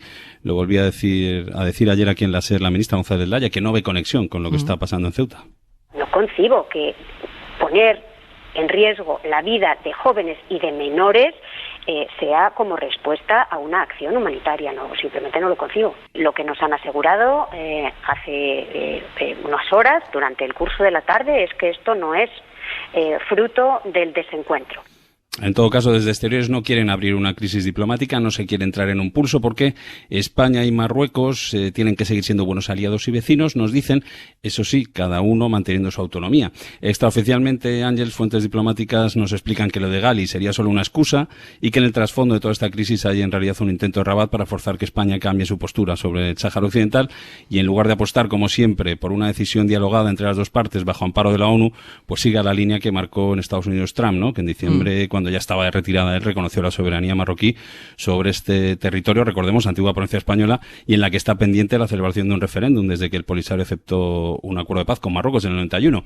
Esta estrategia crea también cierto malestar a este lado en España, nos dicen, y se deja caer, lo hizo también ayer aquí la ministra, que bueno, España es aliado de peso de Marruecos en la Unión Europea, donde hay importantes partidas de financiación para colaborar con Rabat en temas de migración, partidas que se han apoyado con mucha fuerza y mucho interés desde Madrid, y que pueden no encajar con cosas como la que se están viviendo ahora mismo en Ceuta. Rafa, muchísimas gracias. Buenos días. Esto es lo que dicen desde el gobierno español, pero ¿qué dice Marruecos? Bueno, de momento silencio absoluto desde ayer por la tarde, así que nos vamos a ir a Rabat. Corresponsal de la SER, Sonia Moreno, buenos días. Buenos días. Nada nuevo, efectivamente, Ángeles, por parte de las autoridades. Como es habitual en las crisis diplomáticas, Marruecos mantiene silencio, aunque en esta ocasión sí hubo reacciones en las últimas semanas. Tras la acogida en el hospital de Logroño del secretario general del Frente Polisario, Brahim Ghali, el Ministerio de Asuntos Exteriores, además de llamar de urgencia al embajador español en Rabat, envió 2 comunicados en menos de una semana quejándose de la acogida y pidiendo explicaciones a España. Preguntó al gobierno de Sánchez por algunas cuestiones y posteriormente dijo que tomaba nota y que se verían las consecuencias. Ahora, según los propios medios de comunicación marroquíes, esta entrada récord de miles de ciudadanos desde Marruecos a Ceuta en solo un día ante la pasividad de las fuerzas auxiliares y la gendarmería marroquí es una consecuencia de esa acogida humanitaria de Ghali en el hospital de Logroño. Por su parte, el ministro de Exteriores de Marruecos, Nasser Bourita, se preguntó en una reciente entrevista con EFE si España está dispuesta a sacrificar sus relaciones con Marruecos por acoger a Ghali, incluso en sus aspectos económicos o migratorios, dijo, aludiendo a que la relación bilateral no puede ser a la carta. Han hecho varios movimientos de presión a España, como la entrada de casi 200 ciudadanos a Ceuta también a finales de abril, que después fueron devueltos por el convenio de 1992, y como no han encontrado la respuesta deseada desde Madrid, así que han ido un paso más allá con los acuerdos en materia de seguridad que afectan fundamentalmente en este caso a la migración. De eso hablaba precisamente la Televisión Nacional 2M, un alto cargo de seguridad, que explicaba que Rabat pues suspendía las relaciones en materia de seguridad no solo con España, sino también, Ángeles, con Alemania, con quien libra una crisis diplomática desde el mes de marzo. En todo caso, la acogida de Brahim Ghali es un episodio más en una serie de presiones de Rabat a Madrid para obligar a España a reconocer la soberanía marroquí sobre el Sáhara Occidental, sobre todo desde que Donald Trump la hiciera el pasado 10 de diciembre, y ahora esa es la prioridad de Marruecos, que los países europeos se pongan de su parte en el conflicto con el Sáhara Occidental. Pues Sonia, quedamos también a la espera de novedades por parte de Marruecos. Muchas gracias. Buenos días. Insiste la ministra de Exteriores, lo decía ayer aquí en la SER, no quiere ver relación entre la hospitalización de Brahim Ghali, del líder del Polisario en Logroño, afectado de COVID, y la crisis migratoria que está viviendo ahora mismo Ceuta. Pero de hecho, ya hace días que organizaciones humanitarias estaban advirtiendo de que Marruecos había dejado de vigilar sus fronteras. Y además es que es un episodio, Víctor, que no es nuevo, que ya hemos vivido en otras ocasiones, que Marruecos regula el flujo migratorio en función de sus intereses diplomáticos. Sí, y es muy triste ver cómo se juega con el destino de personas vulnerables, ¿no? De jóvenes sin esperanza, pero también de familias enteras y menores, ¿no? A los que se incita a cruzar como si fueran pues peones en una partida de ajedrez que está jugando el rey marroquí confortablemente en su palacio, ¿no? Yo creo que, por un lado, hay un problema estructural, obviamente, es la frontera más desigual del mundo y tiene que ser uno de los puntos más calientes del planeta, ¿no? En el lado español de la valla, el PIB por habitante es de casi $30.000 al año. En Marruecos es de 3.000. A un lado, en el lado español, tenemos una de las democracias más consolidadas del mundo. Al otro un régimen autoritario. Entonces, pues en este abismo de condiciones de vida y de oportunidades laborales, pues evidentemente cualquier choque en esta falla volcánica pues puede producir un terremoto. Ahora ha sido una crisis diplomática, pero obviamente, como habéis comentado, esto es la gota que colma el vaso. Todo esto viene de los choques que ha habido a partir de la anulación de la cumbre entre España y Marruecos tras el reconocimiento de la soberanía del Sáhara Occidental por parte de Marruecos que hizo la administración Trump. Y yo creo que en general en todo el planeta lo estamos viendo, hay una especie de stand-by, ¿no? De muchos conflictos, ¿no?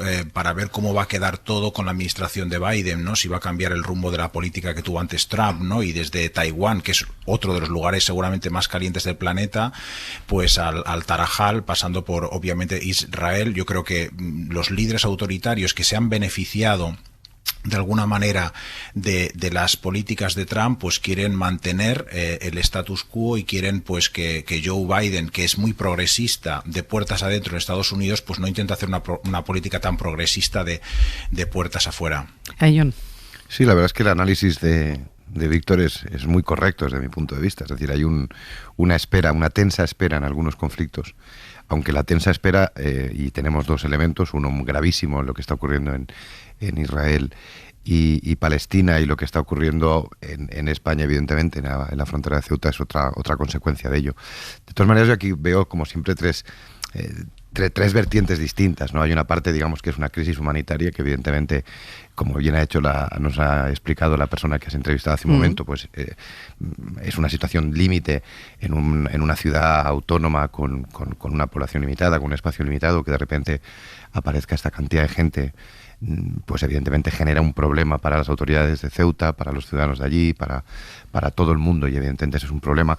Después hay una parte administrativa o de preparación, es decir, lo decías tú también hace un momento, esto ya se sabía que podía pasar. Las organizaciones humanitarias venían advirtiendo, claro. Y de hecho, al margen de esta entrada masiva por Ceuta, se están detectando muchas más pateras en el estrecho, es decir, que tienen más facilidad para salir de Marruecos. Claro, y por eso sorprendía que ayer por la noche se pusieran a tomar medidas desde el gobierno de España, cuando parece que esas medidas se podían, como mínimo, haber previsto, y no lo hago, o no lo digo en forma de crítica, sino que se podía haber previsto esa situación. Y después hay un problema político, y las declaraciones, yo entiendo las declaraciones de la ministra de Exteriores, es decir, ella no quiere ver en esto lo que todo el mundo está viendo. Es lógico que como máxima responsable de nuestra diplomacia haga esas afirmaciones, pero es evidente que aquí hay alguna cosa que se nos escapa y que seguramente se podía haber hecho de otra manera, ¿no? Es decir, yo no digo que no se admitiera la entrada yo esa decisión no la prejuzgo porque no soy el gobierno, sencillamente soy un opinador sobre lo que pasa, pero esas cosas seguramente, si se informan, si se comentan con Marruecos, si se negocia la forma de hacer las cosas, etcétera, etcétera, suelen tener consecuencias distintas. Dicho eso, estamos en una situación muy complicada. Marruecos y España tienen que convivir en una frontera muy complicada, muy difícil.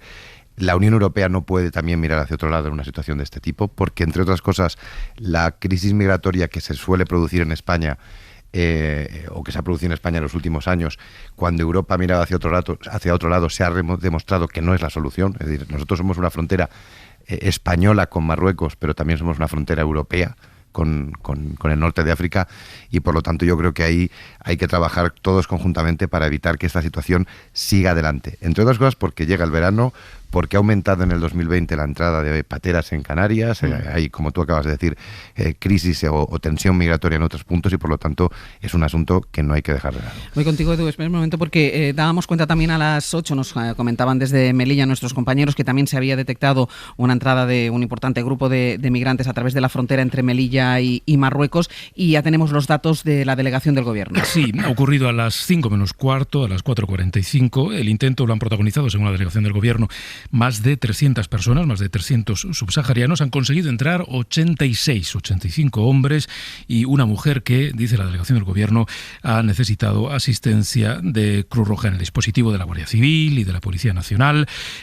Ha evitado que entrara más gente. Y dice la delegación del gobierno que han contado con la colaboración activa de las fuerzas de seguridad de Marruecos. Es la parte de la versión que incluye Marruecos en esta nota de la delegación. Edu. Sí, bueno, es verdad, yo creo que la ministra de Exteriores ve mucho más de lo que vemos los demás, empezando por ahí. Otra cosa es cómo decida regular los mensajes públicos ante una crisis de esta entidad, que cuando la adjetivamos tenemos que tomar decisiones. La primera, ¿qué es? ¿Es una crisis diplomática? ¿Es una crisis humanitaria? Igual es las dos cosas, pero primero es humanitaria. 2, es cierto que cuando al señor Gari se le acoge porque está enfermo de COVID en un hospital en Logroño, el gobierno marroquí, a través de su ministro de Exteriores, emite una nota donde dice que extraerá todas las consecuencias. Ese literalmente, ¿no? Extraeremos todas las consecuencias. Es verdad que ha habido una televisión vinculada al gobierno y a los servicios secretos marroquíes, que ha anunciado estos días que Marruecos cortaba toda la cooperación policial y antiterrorista con el gobierno de España. Y es verdad que una televisión también vinculada a los servicios secretos marroquíes ayer mismo colocó una cámara en directo para retransmitir en directo lo que sucedió en la playa del Tarajal y en el acceso a Ceuta a través de la frontera de Marruecos, ¿no? Pero todo lleva todo el rato a la misma pregunta. ¿De verdad Marruecos cree que está en condiciones de exigirle algo a alguien cuando no es capaz de garantizar que miles de niños se jueguen la vida huyendo por mar con nada es con nada, ni con una camiseta puesta? Nacionales suyos jugándose la vida, huyendo de un país como pueden, jugándose, insisto, la vida. ¿Está el gobierno marroquí con eso en condiciones de creer que puede exigirle algo a alguien? En mi opinión, no puede exigirle nada a nadie. 2. No pensemos solo que el problema es un problema derivado a través de la frontera desde Marruecos hacia España, sino que probablemente Marruecos con esta crisis esté incubando un problema interno mayor del que igual cree, porque se están produciendo muestras de solidaridad interna dentro del país, que en otros procesos de salida de inmigrantes en la frontera a través de las rutas de Algeciras, de las rutas clásicas de cayucos o de pateras, no se habían producido. Y 3, hombre, no parece muy inteligente por su parte pretender que con un volumen de presión así, de descontrol fronterizo hacia un gobierno como es el gobierno democrático de España, va a conseguir algo de lo que pretende. Porque lo que va a conseguir seguramente es que la posición negociadora del gobierno de España sea hoy mucho más sólida y tenga mucho más apoyo internacional de la que tenía quizá hace 3 semanas. No, es incomprensible que juegue el gobierno marroquí con la vida de sus nacionales, permitiendo que esto suceda mientras efectivos de la policía del propio país, del propio Marruecos, miran cómo niños se juegan la vida y una persona la pierde pasando a nado en la frontera del Tarajal, ¿no? No, yo creo que estamos ante una crisis que le podemos dar todas las dimensiones que queramos, pero que en primer lugar es humanitaria. Y en la parte diplomática, Víctor, ¿cómo debería reaccionar el gobierno de España? Lo digo porque, insisto, no en estas dimensiones, es la primera vez en la historia que en un día entran tantos migrantes por inacción, vamos a decir, de la policía de Marruecos en el otro lado, pero ¿qué tiene que hacer el gobierno de España? Porque después la respuesta habitualmente acostumbra a ser de no querer pisar el callo de Marruecos. Bueno, en primer lugar, sin conocer los entresijos, creo que entre un régimen dictatorial y nuestro gobierno democrático, confío obviamente en nuestro gobierno democrático, ¿no? Y coincido también con la ministra cuando dijo que no concebía que se ponga voluntariamente en riesgo la vida de menores en el mar por como respuesta a una acción humanitaria como la acogida del líder del Frente Polisario, pero es lo que ha ocurrido y es lo que está haciendo Marruecos. Entonces yo creo que podemos y el Ministerio de Asuntos Exteriores debe esperar este tipo de reacciones feas por parte de regímenes feos y que utilizan a las personas como piezas en sus estrategias diplomáticas. Entonces yo creo que hay que responder con cierta contundencia. Hay que hacer también una revisión de lo que ha ocurrido. Como comentaba antes José Luis, yo creo que España ha sido quizás un poco ingenua, ¿no? La diplomacia tiene que ser discreta pero también un poco inteligente, y tras la negativa de algunos países como Alemania a acoger al líder del Frente Polisario, pues España debería haber hecho lo que creo que tiene que hacer ahora, ¿no? Que es activar algún tipo de protocolo europeo, actuar a nivel de las instituciones europeas, ¿no? Y sobre todo no quedarse un poco a medias, ¿no? Que es, pues lo acojo, pero lo hago un poco a medio escondidas, no le cambio el nombre del pasaporte, ¿no? Entonces yo creo que lo lógico hubiera sido pues o no hacerlo, o no acogerlo, o acogerlo de una manera más abierta, ¿no? Porque en otras ocasiones pues dirigentes del Frente Polisario han sido atendidos en hospitales españoles y no ha ocurrido lo mismo. Dicho esto, evidentemente la carga de la prueba y la aberración es lo que está haciendo Marruecos, y esperemos que España, a través de ese dinero que creo europeo, no de intentar bloquear ese dinero europeo en lugar de favorecer la transferencia de ese dinero a Marruecos, actúe, ¿no? Sobre todo a nivel europeo. Pero yo me temo que, conociendo pues la naturaleza de la actuación previa del régimen marroquí, le importe poco el dinero, y por cuestión de orgullo nacional y orgullo patrio, que es de la manera que se suele aguantar en el poder este tipo de dictadores, pues siga adelante con su apuesta fuerte, ¿no? Sí, la verdad es que estas crisis, que yo estoy absolutamente de acuerdo con lo que ha dicho Eduardo, y yo creo que en cierta manera lo hemos dicho todos, ¿no? Ante todo es una crisis humanitaria, es decir, es un problema de seres humanos en situación límite. Lo que pasa es que al final te das cuenta como estos juegos diplomáticos, y perdonad las expresiones con muchísimas comillas, juegos diplomáticos, acaban generando conflictos y sufrimientos personales, y lo vemos en muchas partes del planeta y en muchos momentos de la historia. Entonces, yo no voy a poner en duda que entre el gobierno democrático de España, que además es el mío, y el gobierno, digamos, de un más dudoso de Marruecos, yo estoy con el de mi país.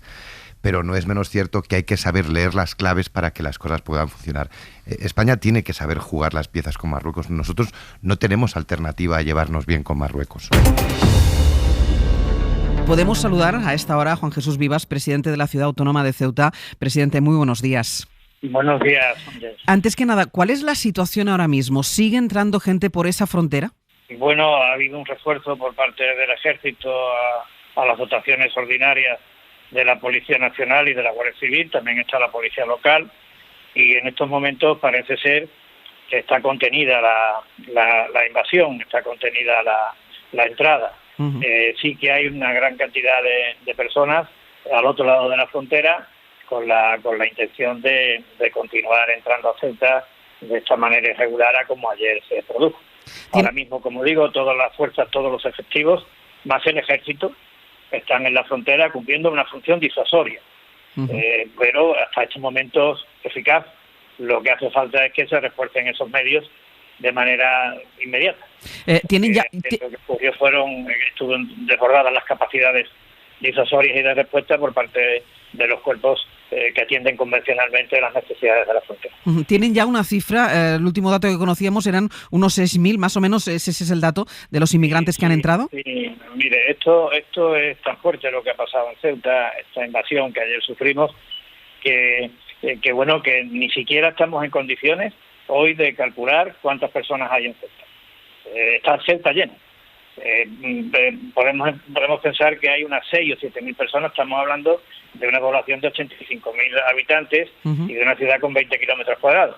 Que además hay una parte que no es urbana, ¿no? Entonces, la parte urbana de Ceuta está llena de inmigrantes del orden de 6 o 7.000. Menores dicen, porque tampoco estamos en condiciones de saber el número exacto, unos 1.500. Para que se haga una idea, 1.500 significa el 15% de todos los menores acompañados que hay en España, marroquíes. Pues de todos los menores acompañados que hay en España marroquíes, un 15% entró ayer en Entonces, imagínate cuál es la situación, ¿no? Presidente, ¿tiene usted noticia? Angustia, preocupación, inquietud y miedo. Se lo digo con toda claridad y bueno, usted me conoce desde hace tiempo. ¿Tiene usted noticia de la pasividad de la policía marroquí al otro lado de la frontera, como denuncian las organizaciones humanitarias? Totalmente. Es decir, eso es un hecho absolutamente constatado y constatado. Es decir, ha habido una pasividad, no sé si el término que voy a emplear es el adecuado, pero se puede interpretar como una pasividad cómplice. Digo cómplice en el sentido de facilitar el que esta invasión se produjera en el día de ayer. Y ve relación, ayer la ministra de Exteriores nos decía aquí que no quería relacionarlo, ¿ve relación usted entre lo que está pasando con esa pasividad de la policía marroquí y la hospitalización en España del líder del Frente Polisario? Hubo un aviso por parte de Marruecos, ahora unos 15 o 20 días, con una entrada de unas 100 personas, 140 personas. Todos los medios marroquíes desde hace tiempo están hablando de la escalada de tensión diplomática entre España y Marruecos a consecuencia del hecho que usted acaba de significar y por tanto yo no tengo más información, ni yo me voy a dedicar hoy a desdecir lo manifestado por la ministra de Exteriores, pero que hay un cambio de actitud por parte de Marruecos de un tiempo a esta parte, creo que es un hecho evidente y que la diplomacia española se ha visto desbordada para gestionar una invasión como la que ayer sufrimos en Ceuta y que hoy estamos sufriendo. Porque el estado de la población, el estado anímico de la población de Ceuta en estos momentos es de angustia, de preocupación, de inquietud, de miedo y de apelación a una respuesta por parte de quien la puede dar. El gobierno de la nación, España, el Estado. Porque España tiene que acudir en socorro de España allí donde España lo necesita. Y hoy Ceuta necesita España. Ceuta es España y hoy necesita España. ¿Cuál es esa respuesta? Usted desde ayer está pidiendo una respuesta contundente y proporcionada por parte del gobierno español. ¿Qué respuesta espera? Yo creo que la respuesta que espero, ayer estuve hablando en 2 ocasiones con el ministro Iceta, hablé con el ministro Marlaska, estuve todo el día hablando con la delegada del gobierno, llamé al presidente del gobierno y por encargo del presidente del gobierno me llamó el ministro Iceta y hoy espero poder hablar con el presidente del gobierno. Yo lo que espero es una respuesta primero en recursos y en medios. Aquí en Ceuta se tienen que reforzar de manera inmediata y urgente y suficiente los medios policiales, tanto de Guardia Civil como de Policía Nacional. Por supuesto que siga participando, que lo está haciendo de una manera muy eficaz el Ejército en las labores de contención. Seguidamente creo que hay que establecer unos medios permanentes en la frontera, habida cuenta de que esto puede volver a repetirse. En tercer lugar, el Estado tiene que garantizar que estas personas no deambulen por la calle. Hay que buscar recursos para que estas personas puedan estar acogidas, atendidas también, e inmediatamente ejercer toda la acción diplomática nacional, comunitaria, europea, al nivel que sea, para que se produzca la devolución inmediata de estas personas que han entrado de esta manera tan impune, tan irregular a nuestra ciudad, como digo, con la pasividad cómplice de las autoridades marroquíes. Pues, presidente, le agradezco muchísimo que nos haya atendido. Muy buenos días. Aquí nos tiene a su entera disposición y sabemos de la audiencia que tiene la cadena SER en toda España. La cadena SER para Ceuta significa mucho, es el origen de la radio en nuestra ciudad, y yo le pido en nombre de todos los ceutíes solidaridad y apoyo a Ceuta.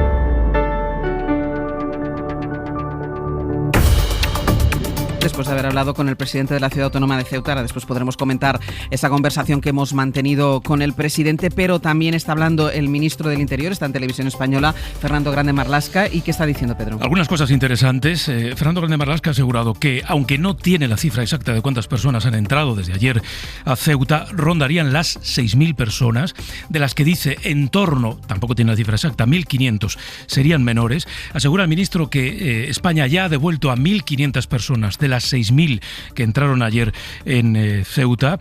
Asegura además también que tienen constancia de que sigue habiendo decenas, tal vez cientos de personas esperando a cruzar el Espigón para entrar en Ceuta. Evidentemente tenemos un trabajo de prevención importante y conocemos y sabemos que en el Espigón todavía hay personas con esa voluntad y esa intención. Por eso adoptamos las medidas necesarias y precisas en coordinación con las autoridades marroquíes. Bueno, en coordinación con Marruecos. Esta idea, la idea de que el gobierno está contando con la colaboración de Marruecos, la ha repetido en varias ocasiones, también cuando aportaba esa cifra de las 1.500 personas que ya han sido devueltas. Se le ha preguntado, claro, si él cree que lo que está ocurriendo en Ceuta guarda o no relación con el hecho de que se esté atendiendo a un líder del Frente Polisario aquí desde hace un mes en un hospital en Logroño. Y el ministro ha dado esta larga cambiada. Las crisis migratorias son algo absolutamente complejo, extraordinario, que obedecen a situaciones socioeconómicas, humanitarias, en este caso también la pandemia, de todo tipo. No podemos encontrar respuestas, permíteme la palabra, simples. Las respuestas y las crisis o circunstancias extraordinarias en materia migratoria son así, complejas, y hay que darles soluciones importantes y continuadas en el tiempo. El ministro, por cierto, que se ha negado a confirmar si él se opuso, por ejemplo, lo cuenta ABC, a que efectivamente en España se atendiera a este representante del Frente Polisario. Simplemente ha dicho que el gobierno trabaja en conjunto, todos los ministerios en coordinación para hacer frente a esta crisis. Rodeo de Fernando Grande Marlaska para no reconocer la vinculación de esta crisis migratoria en Ceuta con la hospitalización y con las últimas crisis que ha habido entre Marruecos y España. Ayer tampoco lo quería vincular la ministra de Exteriores, pero Nicolás Castellano, buenos días. Hola Ángeles, buenos días. Lo cierto es que había señales y había advertencias, el propio presidente de Ceuta también lo decía. Sí, de hecho, en el 25 de noviembre, aquí en Hoy por Hoy, adelantamos un informe policial de la Policía Nacional Española en el que alertaba Ángeles de llegadas anuales de 180.000 inmigrantes, pero más allá de la cifra, en ese informe la nota policial decía claramente, y entre comillas, Marruecos nos está enviando un mensaje de demanda de contraprestaciones. Es parte de ese informe policial que adelantamos en su momento, que ya preveía, como en otros momentos, esta evidencia de quién controla un poco el que salgan a plena luz del día, como lo han hecho en las últimas horas desde la frontera del Tarajal o desde Bensú, o ya durante el verano pasado y especialmente desde septiembre en plena luz del día desde el Sáhara Occidental a Canarias, ¿no? Nico, porque insistimos, estamos hablando ante una entrada sin precedentes en un solo día. Sí, fíjate Ángeles, estamos destacando en las últimas horas que es un récord en la frontera sur española. Jamás hemos alcanzado esta cifra, ni el año pasado en la crisis de Canarias, que fue el récord en 24 horas, 1.500 personas llegadas el 9 de noviembre, ni siquiera en el año de los Cayucos 2006, ni en 2018 cuando se batió todos los récords de llegada de pateras a las costas españolas con más de 57.000, ni siquiera ningún cruce de las valles de Ceuta y Melilla, de esos tan televisivos que hemos visto en alguna ocasión, ni en cruces a nado. Jamás esa cifra se había alcanzado, pero no solo Ángeles, estamos hablando ya de un récord en España. Estamos hablando de un récord en la frontera europea. Solo podríamos hablar en 2015 de llegadas similares, pero no en torno a 7.000 en las islas griegas, o incluso en Italia se llegó a 4.500 personas rescatadas en octubre de 2016 con el conflicto de Libia sobre la mesa, pero esas casi 7.000 personas por frontera terrestre, más todas esas pequeñas pateras de juguete en las que estamos hablando en las últimas horas, que sigue siendo rescatadas en el estrecho azul de Tarifa, estamos en una cifra sin duda sin precedente. Pero más allá de quien abre la puerta, de Erdogan, por ejemplo, a inicios del año pasado, cuando permitió también el pase de miles de personas por tierra desde Turquía hacia Grecia para presionar a la Unión Europea, Ángels, lo cierto, y lo sabes muy bien porque has recorrido esa frontera, estamos hablando de una de las fronteras más militarizadas del mundo, la de Ceuta y la de Melilla, con todas las cámaras, todos los controles, todos los agentes de varios cuerpos de seguridad del Estado, al otro lado los marroquíes, y es imposible que se produzca un movimiento de este tipo sin que las autoridades marroquíes pues abran o no abran la puerta. En todo caso, está claro también, Ángels, que los motivos para que la gente salga, los motivos para migrar, el contexto económico muy complicado en Marruecos, agravado por el cierre de fronteras, la falta de expectativas para jóvenes y adolescentes y un largo etcétera, pues cargan la mochila de motivos para cruzar, ¿no? De hecho, Nico, de esa pasividad de esa policía de la que estábamos hablando, daban cuenta las organizaciones humanitarias. La propia Elena Maleno de Caminando Fronteras advertía se ha dejado de vigilar la frontera por parte de Marruecos. Sí, pasó en el año 2014, en agosto, recordarás, Ángels, el episodio del yate del rey de Marruecos. Estaba cerca de las aguas de Ceuta, se le dio el alto por parte de una patrullera de la Guardia Civil, esto molestó al rey del país vecino y a las pocas horas llegaron 1.400 personas prácticamente a Tarifa, en un récord hasta ese año, 2014, en un solo día a las costas españolas. Lo interesante, Ángels, ahora también es saber, y lo estabas diciendo, porque el ministro hablaba de 1.500 personas de vuelta, es cierto que España tiene un acuerdo de devolución con Marruecos desde 1992, el primero que firmamos con ningún país para la devolución de nacionales por entradas irregulares, que este acuerdo se ha ejercitado de manera arbitraria, digamos, solo en momentos puntuales, y que en ese acuerdo no se recoge la devolución de menores. Esa yo creo que es una de las claves que tenemos que tener en cuenta en las próximas horas. Se habla de al menos 1.500 menores. Es cierto que se podría aplicar otro mecanismo mucho más largo, que es el mecanismo de repatriación. En ese caso, habría que escuchar al menor, así lo dice la ley española, y habría que llegar a un acuerdo con su familia de origen para enviar a ese menor a Marruecos y a su región de origen para que lo recoja su familia en la comisaría correspondiente. Algo que hace muchísimos años que no se hace entre España y Marruecos. Nico, muchísimas gracias. Hasta luego. Hasta luego.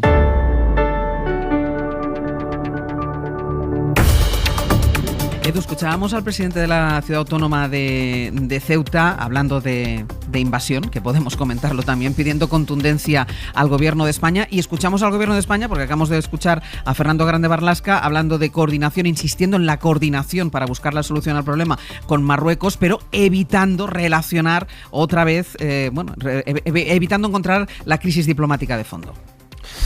Bueno, no sé lo que dice el señor ministro Interior y si puede hablarse de la palabra, o se puede utilizar la palabra coordinación ante las imágenes que estamos viendo, ¿no? Pero lo que sí sé es que la palabra invasión es una vergüenza que se utilice.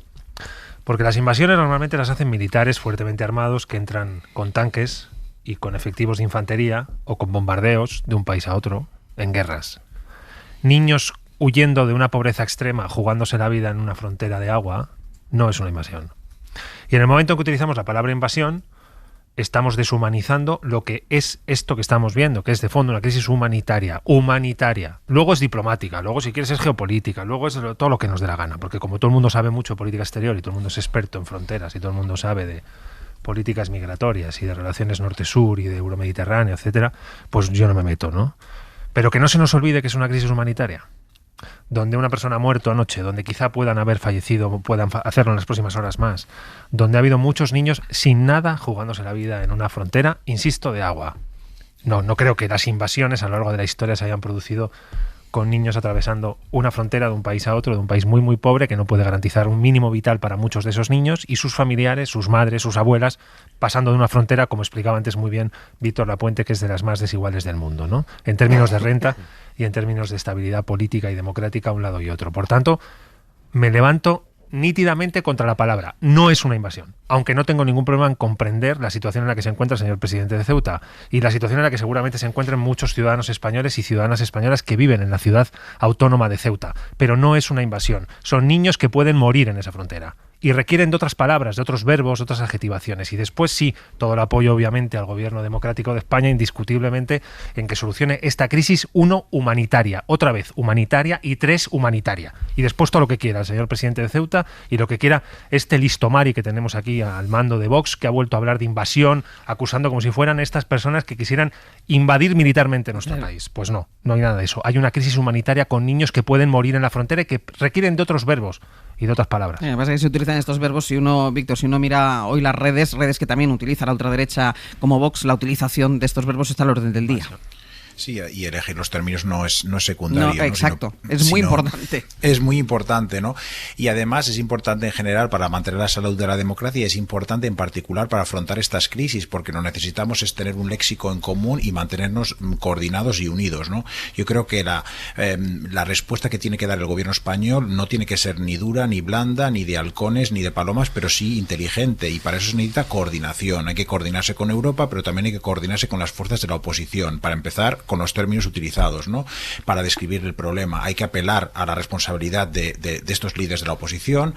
Toca cerrar filas con el gobierno nacional, y por parte de momento de Pablo Casado y de los otros líderes, pues parece que solo se sienten cómodos apoyando al gobierno de Ceuta. Pero también, dicho esto, creo que también corresponde que haya mayor coordinación dentro del gobierno, ¿no? Hasta ahora parece que no ha existido mucha, ¿no? Con toda la operación para traer al líder del Frente Polisario, pues no solo han sido movimientos opacos, ¿no? Que si entró con un pasaporte falso o no, que si lo desplazaron a Logroño para evitar las cámaras y la notoriedad.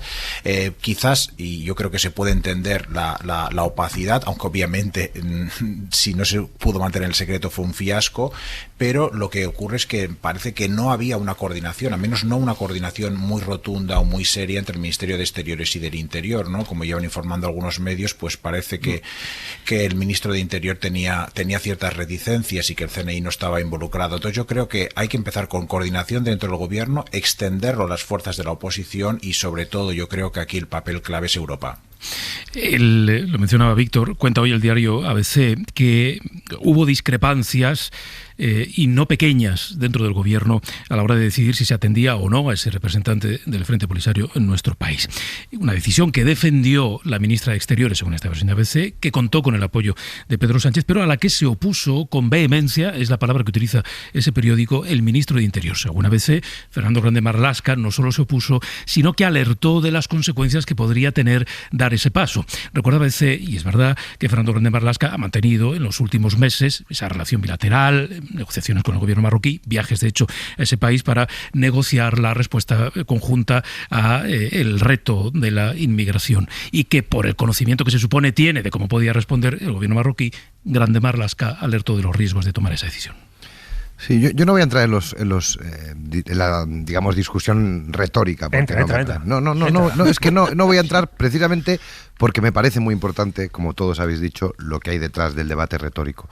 Me quedo más con el hecho de que haya una coordinación real entre lo que pide Juan Vivas, el presidente de Ceuta, y lo que ofrece o lo que parece que va a hacer el gobierno de España. Creo que eso es lo importante. Al final, Juan Vivas lo que está reclamando son tres cosas en las que creo que estará de acuerdo el gobierno de España, lo cual es una buena noticia. Es decir, pide por un lado ayuda, recursos humanitarios, pide por otro lado recursos para controlar la entrada, y pide por otro lado una política, digamos, de devolución de acuerdo con los convenios internacionales que España tiene firmados con varios países, incluido Marruecos.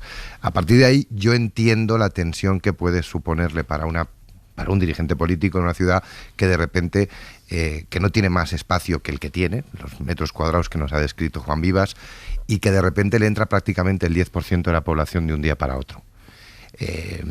Yo puedo entender esa tensión, y quiero pensar que el gobierno de España va a ayudar, porque además así lo ha dicho, habló ayer con todas las autoridades, como nos ha estado describiendo, y esa es la parte importante. En el gobierno de España el problema es que la inmigración, los retos demográficos, digamos, se abordan desde tres ministerios distintos, es decir, el Ministerio de Interior y el Ministerio de Exteriores, que nos acaba de decir Pedro, y también el Ministerio de la Seguridad Social, que tiene la competencia en materia de migraciones. Y es fundamental que haya un acuerdo entre esos tres ministros, no para el tema de las decisiones diplomáticas, porque ese es un debate seguramente que tendremos que afrontar 5 minutos después, pero sí en la solución y en la búsqueda de recursos. Es fundamental que enseguida la población ceutí se sienta respaldada en los recursos, sobre todo en los recursos humanitarios, para evitar que la gente, digamos, deambule, como nos decía el presidente, sin que se le esté dando atención, que eso es la parte más importante y la primera solución que tienen que abordar las autoridades. La comunidad internacional vuelve hoy a abordar la crisis en Oriente Próximo. Hay convocadas reuniones de los ministros de Exteriores de la Unión Europea, también del Consejo de Seguridad de Naciones Unidas. La situación sigue siendo muy grave. Esta madrugada han continuado los bombardeos israelíes sobre la Franja de Gaza. A los muertos se suman además 40.000 palestinos desplazados, Bayo. Sí, 42.000 personas, muchas familias completas que se protegen en unas 50 escuelas de la UNRWA, la agencia de la ONU para los refugiados palestinos, aunque la cifra total de personas que han tenido que abandonar sus hogares en estos 9 días de combate se acerca ya a las 60.000 en Gaza. La destrucción en la franja ha continuado en las últimas horas. Los bombardeos de esta noche han sido menos intensos, aunque la Oficina Humanitaria de la ONU asegura que más de 700 viviendas han resultado dañadas y cerca de 80 han quedado completamente destruidas por los ataques de la aviación israelí, que por ahora no cesan. Tampoco se detiene el lanzamiento de cohetes por parte de Hamas y de la Yihad Islámica hacia Israel, que además esta noche ha respondido con artillería al lanzamiento de otros 6 cohetes en su frontera norte, cerca de territorio libanés, y además en las últimas horas anuncia que ha derribado un dron cerca de la frontera con Jordania. Como decías, hoy está prevista esa reunión por videoconferencia de los ministros de Exteriores de la Unión Europea para abordar la situación en Oriente Próximo. Recordemos, han pasado 9 días de combates y hoy se reúnen. También se reúne hoy de nuevo por cuarta vez el Consejo de Seguridad de la ONU tras las 3 reuniones previas de la semana pasada en las que, recordemos, la administración estadounidense bloqueó cualquier resolución exigiendo a Israel cesar sus ataques. La novedad ahí está sí en que el presidente estadounidense Joe Biden por primera vez ha reconocido anoche que apoya un alto el fuego en la zona. Eso sí, también le reiteraba a Benjamin Netanyahu su respaldo a su política de seguridad para el pueblo israelí. Ahora os pregunto por la actuación de la comunidad internacional en esta nueva crisis entre árabes e israelíes, pero dejadme que salude primero a Juan París, es psicólogo de Médicos Sin Fronteras en Jerusalén, está en contacto permanente con sus compañeros de esta organización en Gaza, donde una de sus clínicas resultó afectada por los bombardeos israelíes del domingo. Juan París, ¿qué tal? Muy buenos días. Hola, buenos días. Juan, antes que nada, ¿cuál es la situación hasta ahora para los equipos de Médicos Sin Fronteras que trabajan dentro, que trabajan en Gaza? Los equipos de Médicos Sin Fronteras, después de esos 7 días de bombardeo, en los últimos más o menos 48 horas, 72 horas, hemos podido entrar en acción de nuevo. Estamos apoyando al sistema sanitario regional en uno de los hospitales donde ya actuábamos, con un equipo de cirujanos y médicos que han ido interviniendo sobre algunos de los heridos y de los supervivientes, y estamos intentando sobremanera reabrir a varias de nuestras clínicas para poder seguir actuando, además de entrar recursos tanto sanitarios como personal a Gaza cuanto antes. ¿Está pudiendo entrar este material, estos recursos personales? Porque ayer advertíais desde la organización que de momento estaba bloqueada la entrada. Sigue bloqueada. Se ha recibido hoy una notificación de una posibilidad de un corredor humanitario donde nosotros intentaríamos entrar material junto con la Organización Mundial de la Salud, pero estamos a la espera. Y que vosotros no podáis entrar, ¿qué supone? ¿Qué recursos son los que van a empezar a faltar? En relación a recursos materiales, todos los recursos materiales básicos para mantener un sistema sanitario andando, incluida cosas como material hemático para poder hacer transfusiones sanguíneas. Y luego en temas de recursos de los personales, hace falta personal especializado, hace falta que entren cirujanos, hace falta poder dar recambio al personal tanto del sistema sanitario regional como a nuestro propio sistema que han estado bombardeados todos estos días. Porque, Juana, ¿cuánta gente estáis atendiendo en Gaza estos días y en qué condiciones? Las heridas que se están viendo son heridas moderadas a severas, quemaduras, trauma directo por parte del bombardeo y todas las repercusiones de un edificio que se viene encima.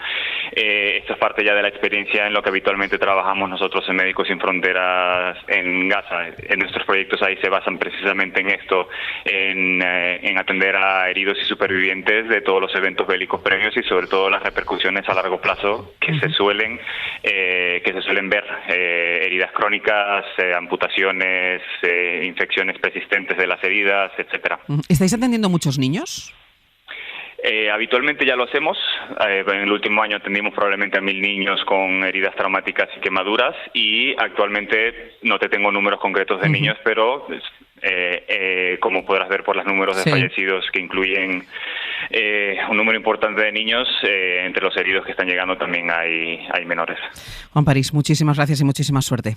A ustedes. Hasta luego. De los 200 y pico muertos que hay en la Franja de Gaza por los bombardeos de Israel, 60 y pico son niños, son menores. Ahora os pregunto por la reacción de la comunidad internacional en este conflicto, pero antes va a haber comparecencia de Pedro Sánchez para el tema de Ceuta. Sí, informa el gobierno de que el presidente ha cancelado el viaje que tenía previsto hoy precisamente a París, a una cumbre de financiación sobre África. Habrá rueda de prensa después del Consejo de Ministros de los ministros Montero y Marlaska. Eso será a las 11:30 y después el presidente hará esa declaración institucional. Pedro Sánchez, que ha puesto este tuit hace unos pocos minutos, dice: mi prioridad en este momento es devolver la normalidad a Ceuta. Sus ciudadanos y ciudadanas deben saber que cuentan con el apoyo absoluto del gobierno y la máxima firmeza para velar por su seguridad y defender su integridad como parte del país ante cualquier desafío. Así que esa es la noticia en este momento. Después del Consejo de Ministros, Pedro Sánchez hará una declaración institucional y cancela, por tanto, su viaje a la cumbre de París. Eduardo, sobre la reacción de la comunidad internacional en el conflicto, en esta nueva escalada bélica entre Israel y Palestina. Bueno, desgraciadamente no sorprende, ¿no? Porque tiene como dos movimientos. El primero es un movimiento de silencio, como si todos los instrumentos diplomáticos se callaran ante el ruido que se sucede, como siempre, igual, ¿no? Lo he dicho antes en las claves. Primero, colonos judíos ocupan un territorio palestino en Cisjordania, después se producen disturbios más o menos violentos en la explanada de las mezquitas, en este caso muy concentrados alrededor de la mezquita de Al-Aqsa, que es un icono de la parte palestina en la ciudad de Jerusalén, y en tercer lugar se producen disturbios muy asimétricos o enfrentamientos bélicos muy asimétricos entre el ejército más moderno y más poderoso, uno de ellos más poderosos del mundo, y una de las regiones más densamente pobladas y más pobres de toda la región de Oriente Próximo, que está concentrada en la Franja de Gaza. Y entre tanto la comunidad internacional se calla y nunca pasa nada. No hay un estrepitoso silencio en las principales voces, incluida la de la Unión Europea, que le ha costado mucho emitir mínimas notas por parte de la Comisión, o del alto representante de la Unión Europea para la política exterior, Pepe Borrell, ante lo que está sucediendo allí, ¿no? Y tres, un presidente recién llegado, muy progresista a todas luces. Lo que está haciendo en el ámbito de la economía, la fiscalidad, etcétera, es muy sorprendente, pero no sorprende nada el apoyo a Benjamín Netanyahu que ha emitido desde la Casa Blanca, cerrando filas en su posición diplomática con Israel, como si no hubiera nada más que añadir ante lo que está sucediendo en Gaza, en Cisjordania y en la ciudad antigua de Jerusalén. Así que, bueno, más o menos lo de siempre, ¿no? No sorprende nada, desgraciadamente, de un conflicto eternizado, muchas veces olvidado, y que cuando pase, antes hablaba José Luis fuera de foco, decía, es como la linterna, ¿no? Fija un tema y luego la linterna gira. Ahora la linterna está en Jerusalén y en Gaza, seguramente la semana que viene lo olvidaremos hasta que nuevos disturbios en las planas mezquitas dentro de X tiempo lo reincorporen a nuestra vida. Ayón.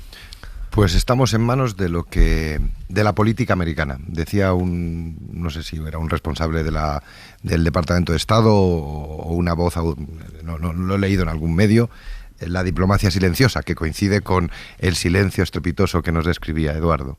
Y digo que estamos en manos de Estados Unidos porque yo veo difícil que la Unión Europea junte 27 votos para adoptar una posición común, que tiene que ser común, pero que además de común diga algo que no conozcamos antes de que se celebre la reunión de los 27 Estados miembros en su Consejo de Política Exterior. Por lo tanto, estamos dependiendo de eso, de las declaraciones de Biden y de la capacidad que tenga el Departamento de Estado recién llegado a la administración americana, porque como sabemos en Estados Unidos se cambia la administración prácticamente de un día para otro cuando hay un cambio de presidente, ver qué capacidad tiene por un lado apoyar a Netanyahu, al gobierno israelí, pero por otro lado al mismo tiempo tratar de gestionar y de provocar un alto el fuego primero y una solución razonablemente duradera después. Aunque después que en la linternita esta que hablábamos antes, pues la aparcaremos, la quitaremos, no miraremos para allí durante mucho tiempo y volverá. A mí me gustaría, yo me acuerdo no sé si os acordáis aquella foto icónica de Clinton con aquel acuerdo con Yasser Arafat y creo que era Yitzhak Rabin en aquel momento, que parecía que se acababa el problema. Y la verdad es que tuvo una cierta duración. Veo muy complicado que lleguemos a una solución definitiva de esa tensión, pero sería muy deseable que todos los agentes internacionales ayudaran a que se suavizara y que la convivencia fuera lo más llevadera posible. Víctor. Bueno, yo creo que el problema de la comunidad internacional no es posterior, sino anterior a la crisis, ¿no? Una vez desatada es difícil, ¿no? Porque yo creo que tienes que ser discreto, tienes que mostrar apoyo a todos los bandos, incluyendo Israel, ¿no? Que ha recibido 3.000 cohetes, pero el problema es anterior, ¿no? Israel se ha envalentonado gracias a la pasividad internacional, incluyendo Estados Unidos en las semanas anteriores, le han permitido una serie de provocaciones, ¿no? Como una marcha de grupos de extrema derecha, como una acción policial contundente, humillante y seguramente completamente innecesaria de la policía israelí la mezquita de Al-Aqsa el primer día de Ramadán, decisiones judiciales sobre la expulsión de familias palestinas y bueno, pues la comunidad internacional sí que es verdad que el Consejo de Seguridad de Naciones Unidas pues estaba a punto de emitir una gran crítica a la estrategia de Israel, pero no lo hizo, y entonces la situación ha ido degenerando. Es verdad también que hay problemas internos que son llevados a cabo por el calendario político, ¿no? Hay inestabilidad gubernamental a ambos lados por motivos opuestos. En Israel por exceso de elecciones, llevan 4 elecciones en 2 años, y en la autoridad palestina por lo contrario, ¿no? Por la escasez de comicios y Mahmoud Abbas que lleva posponiendo las elecciones. Entonces esta inestabilidad interior unido a la situación exterior de la comunidad internacional de pasividad, pues hace que sea muy difícil resolver este problema. Quizás la solución no resolverlo, como creo que dijo el presidente chino, a una autoridad a la que no me gusta citar mucho, pero dijo que hay determinados problemas que es mejor dejarlos a generaciones futuras, no más inteligentes que la nuestra. Y en este caso, pues quizás lo que hay que hacer ahora es intentar calmar las aguas y sobre todo, pues intentar que la administración Biden pues pueda revertir ese movimiento israelí de judicialización o de judicialización de Jerusalén, ¿no? Y de toma de espacios, territorios sagrados para las 3 religiones, ¿no? Unos minutos también para otra noticia de las últimas horas. Cataluña, ayer precisamente a esta hora, un poquitín antes, nos enterábamos del acuerdo entre Junts per Catalunya y Esquerra para formar gobierno. Ahora ya conocemos los detalles, tardaron en darlos, pero ya conocemos los detalles. Radio Barcelona, Pablo Tallón, buen día. Hola, buen día, Ángels. Bueno, ¿sigue habiendo recelos entre los socios? Sí, pero es que además lo han puesto por escrito. Te quiero decir, es muy raro que en un acuerdo o sea, de no es una cuestión que tú lo hayas interpretado, ¿no? No, es que lo pone, dice, los socios de coalición reconocemos que tenemos diversidad de opiniones sobre las políticas públicas y la estrategia. Nos comprometemos a resolver constructivamente estas diferencias y conflictos. Es decir, el acuerdo lo pone. Incluso dicen que cuando los órganos de coordinación, que en teoría sirven para los ánimos no funcionen, pues que en ese caso vamos a intentar que la sangre no llegue al río. Se ha dicho de otra forma que no sea una bola muy grande en los medios de comunicación, no vamos a repetir los espectáculos de la legislatura, pero vamos, es que lo han tenido que poner por escrito. De la misma forma que también sorprende que han puesto por escrito que el presidente de la Generalitat solo rinde cuentas ante el Parlament, es decir, que no está tutelado por otro organismo, en este caso el Consell per la República. Eso yo nunca lo había visto en un acuerdo de govern y en este está. Bueno, pues y el reparto además de consellerías sale así leídas, luego no sé qué se interpreta, pero da un poco la sensación que sale ganando Junts per Catalunya, ¿no? Claro, es verdad que en la pasada legislatura Esquerra consiguió muchísima cuota de poder porque hacía los presupuestos, tenía sanidad, tenía educación, que son quienes se llevan la mayor partida de los presupuestos de la Generalitat, tenía muchísimas consellerías Esquerra para haber sido la segunda fuerza. En negociación, Junts directamente le dijo a Esquerra: pues lo hacemos al revés. Me quedo yo todas las tuyas y tú las mías, entre las cuales también está Interior, que sabéis que es una de las grandes patatas calientes. Sí. En los tripartitos, en el segundo, pues se le dio a Iniciativa, que fue casi un caramelo envenenado. Pues en este caso le tocará a Esquerra por primera vez gestionar esto. Pero es verdad que Junts sale bastante reforzado con áreas potentes. Por ejemplo, también había mucho debate. ¿Quién va a gestionar los fondos Next Generation, los fondos europeos? Pues finalmente es una decisión salomónica, sí, porque todo el mundo va a tener algo que decir, pero orgánicamente no cuelga de presidencia, como quería Esquerra, sino de la vicepresidencia, que con toda probabilidad va a ser de El Sartadi. Con lo cual, es verdad que Junts ha conseguido más poder del que parecía a priori, sobre todo en el momento en que Esquerra dice: ya no voy a hacer contigo, pues al final 7-7, pero quien gestiona mayor presupuesto es para Cataluña. Y quien ganó las elecciones fue Esquerra Republicana. Quien sacó más votos fue Esquerra Republicana. Gracias, Pablo. Eso es. Hasta luego. Mira cómo empieza este artículo de opinión hoy en El País. Dice: ¿saben aquel que diu que un monje y un yupi se encuentran en un parlamento para negociar un acuerdo de gobierno? Pues es lo que ha pasado estos meses en Cataluña. Dos partidos con valores diametralmente opuestos, Esquerra y Junts, llegan a un pacto. El monje sería Esquerra y el yupi Junts. Firma el artículo Víctor Lapuente. Víctor Lapuente. Cuéntanos, ¿qué te parece este acuerdo?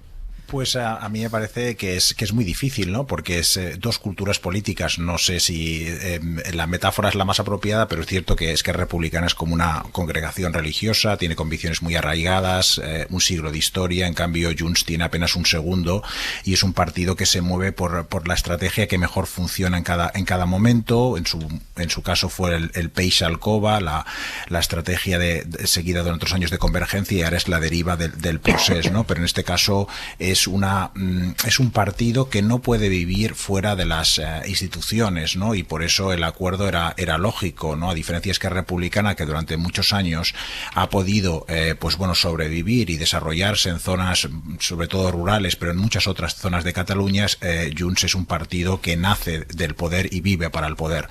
¿Qué ha ocurrido en este caso? Pues ha habido un intercambio de cromos, ¿no? Básicamente las consejerías que eran tuyas ahora son mías y viceversa. Lo lógico, sobre todo en tiempos de pandemia, hubiera sido mantener muchos de los equipos. Algunos, por ejemplo, en sanidad hay cargos de Esquerra Republicana, por ejemplo, muy bien formados, etcétera. Pues no, ahora cambian completamente. Y esto me recuerda mucho al turnismo del siglo XIX en España, con los liberales y conservadores alternándose en el poder y repartiéndose el pastel, creando básicamente, en este caso, dos gobiernos paralelos, ¿no? Que no solo no se van a coordinar, sino que básicamente están creando órganos para gestionar esta descoordinación. Ay, Jon, ¿a ti qué te parece? Pues la duda sería, ¿esto es un gobierno estable o va a ser una pelea constante? Que haya gobierno no significa estabilidad. Exactamente. De hecho, generalmente los acuerdos hay un desacuerdo, después se firma un acuerdo, es decir, se llega a un punto de equilibrio, y ese punto de equilibrio da lugar a un gobierno. Y en este caso no, y nos lo decía muy bien la crónica anterior, es decir, primero hay un desacuerdo. Como no hay acuerdo, entonces lo que hacemos es un gobierno para poder gestionar el desacuerdo. Es decir, que el objetivo principal de los 14 consellers de la Generalitat y del presidente aragonés será no gobernar para el conjunto de los catalanes, sino tratar de gobernar los desacuerdos entre Junts per Catalunya y Esquerra Republicana. Y eso al final no es bueno, es decir, eso no va a ser bueno y se ha demostrado que no ha funcionado en el pasado. Dicho eso, este acuerdo tiene consecuencias para Cataluña, evidentemente, para los catalanes, pero también para la política nacional, ¿no? Es decir, una de las cuestiones que han ido discutiendo en los últimos tiempos era hacer una posición común de los partidos independentistas en Cataluña. Vamos a ver cómo afecta eso a la mayoría parlamentaria de Sánchez, a la negociación de las mesas que ya están en marcha, etcétera, etcétera. Eso pues va a dar muchas horas de radio y de prensa. Sí, a mí esto es muy interesante todo lo que señala José Luis, porque son claves políticas muy relevantes del periodo de tiempo futuro, pero a mí también me preocupa mucho cómo va a afectar a la gente, porque este es un gobierno que ya viene de no hacer nada, de no legislar, de no sacar adelante presupuestos, de no sacar adelante reformas, de no tener mínimas capacidades, diría, de eficacia en la gestión de los servicios públicos. No parece que Cataluña, en términos institucionales, haya estado especialmente estable en los últimos años, ni especialmente eficaz, ni especialmente fluida a la hora de que funcionara el sistema institucional, que estuvo colapsado pues alrededor de un pacto político similar, ¿no?, entre Junts, Esquerra, con el apoyo desde fuera de la CUP. Por tanto, ojalá esto sea, en fin, el inicio de algo diferente. Crucemos los dedos, que tengan mucha suerte los nuevos consejeros y que Cataluña, sobre todo, tenga un futuro algo mejor que el que ha tenido en estos últimos 4 años. Seguiremos hablando antes de que se forme el gobierno y después. Víctor Lapuente, Eduardo Madina, José Luis Ayón, hasta la semana que viene. Adiós, hasta luego. Buenos días.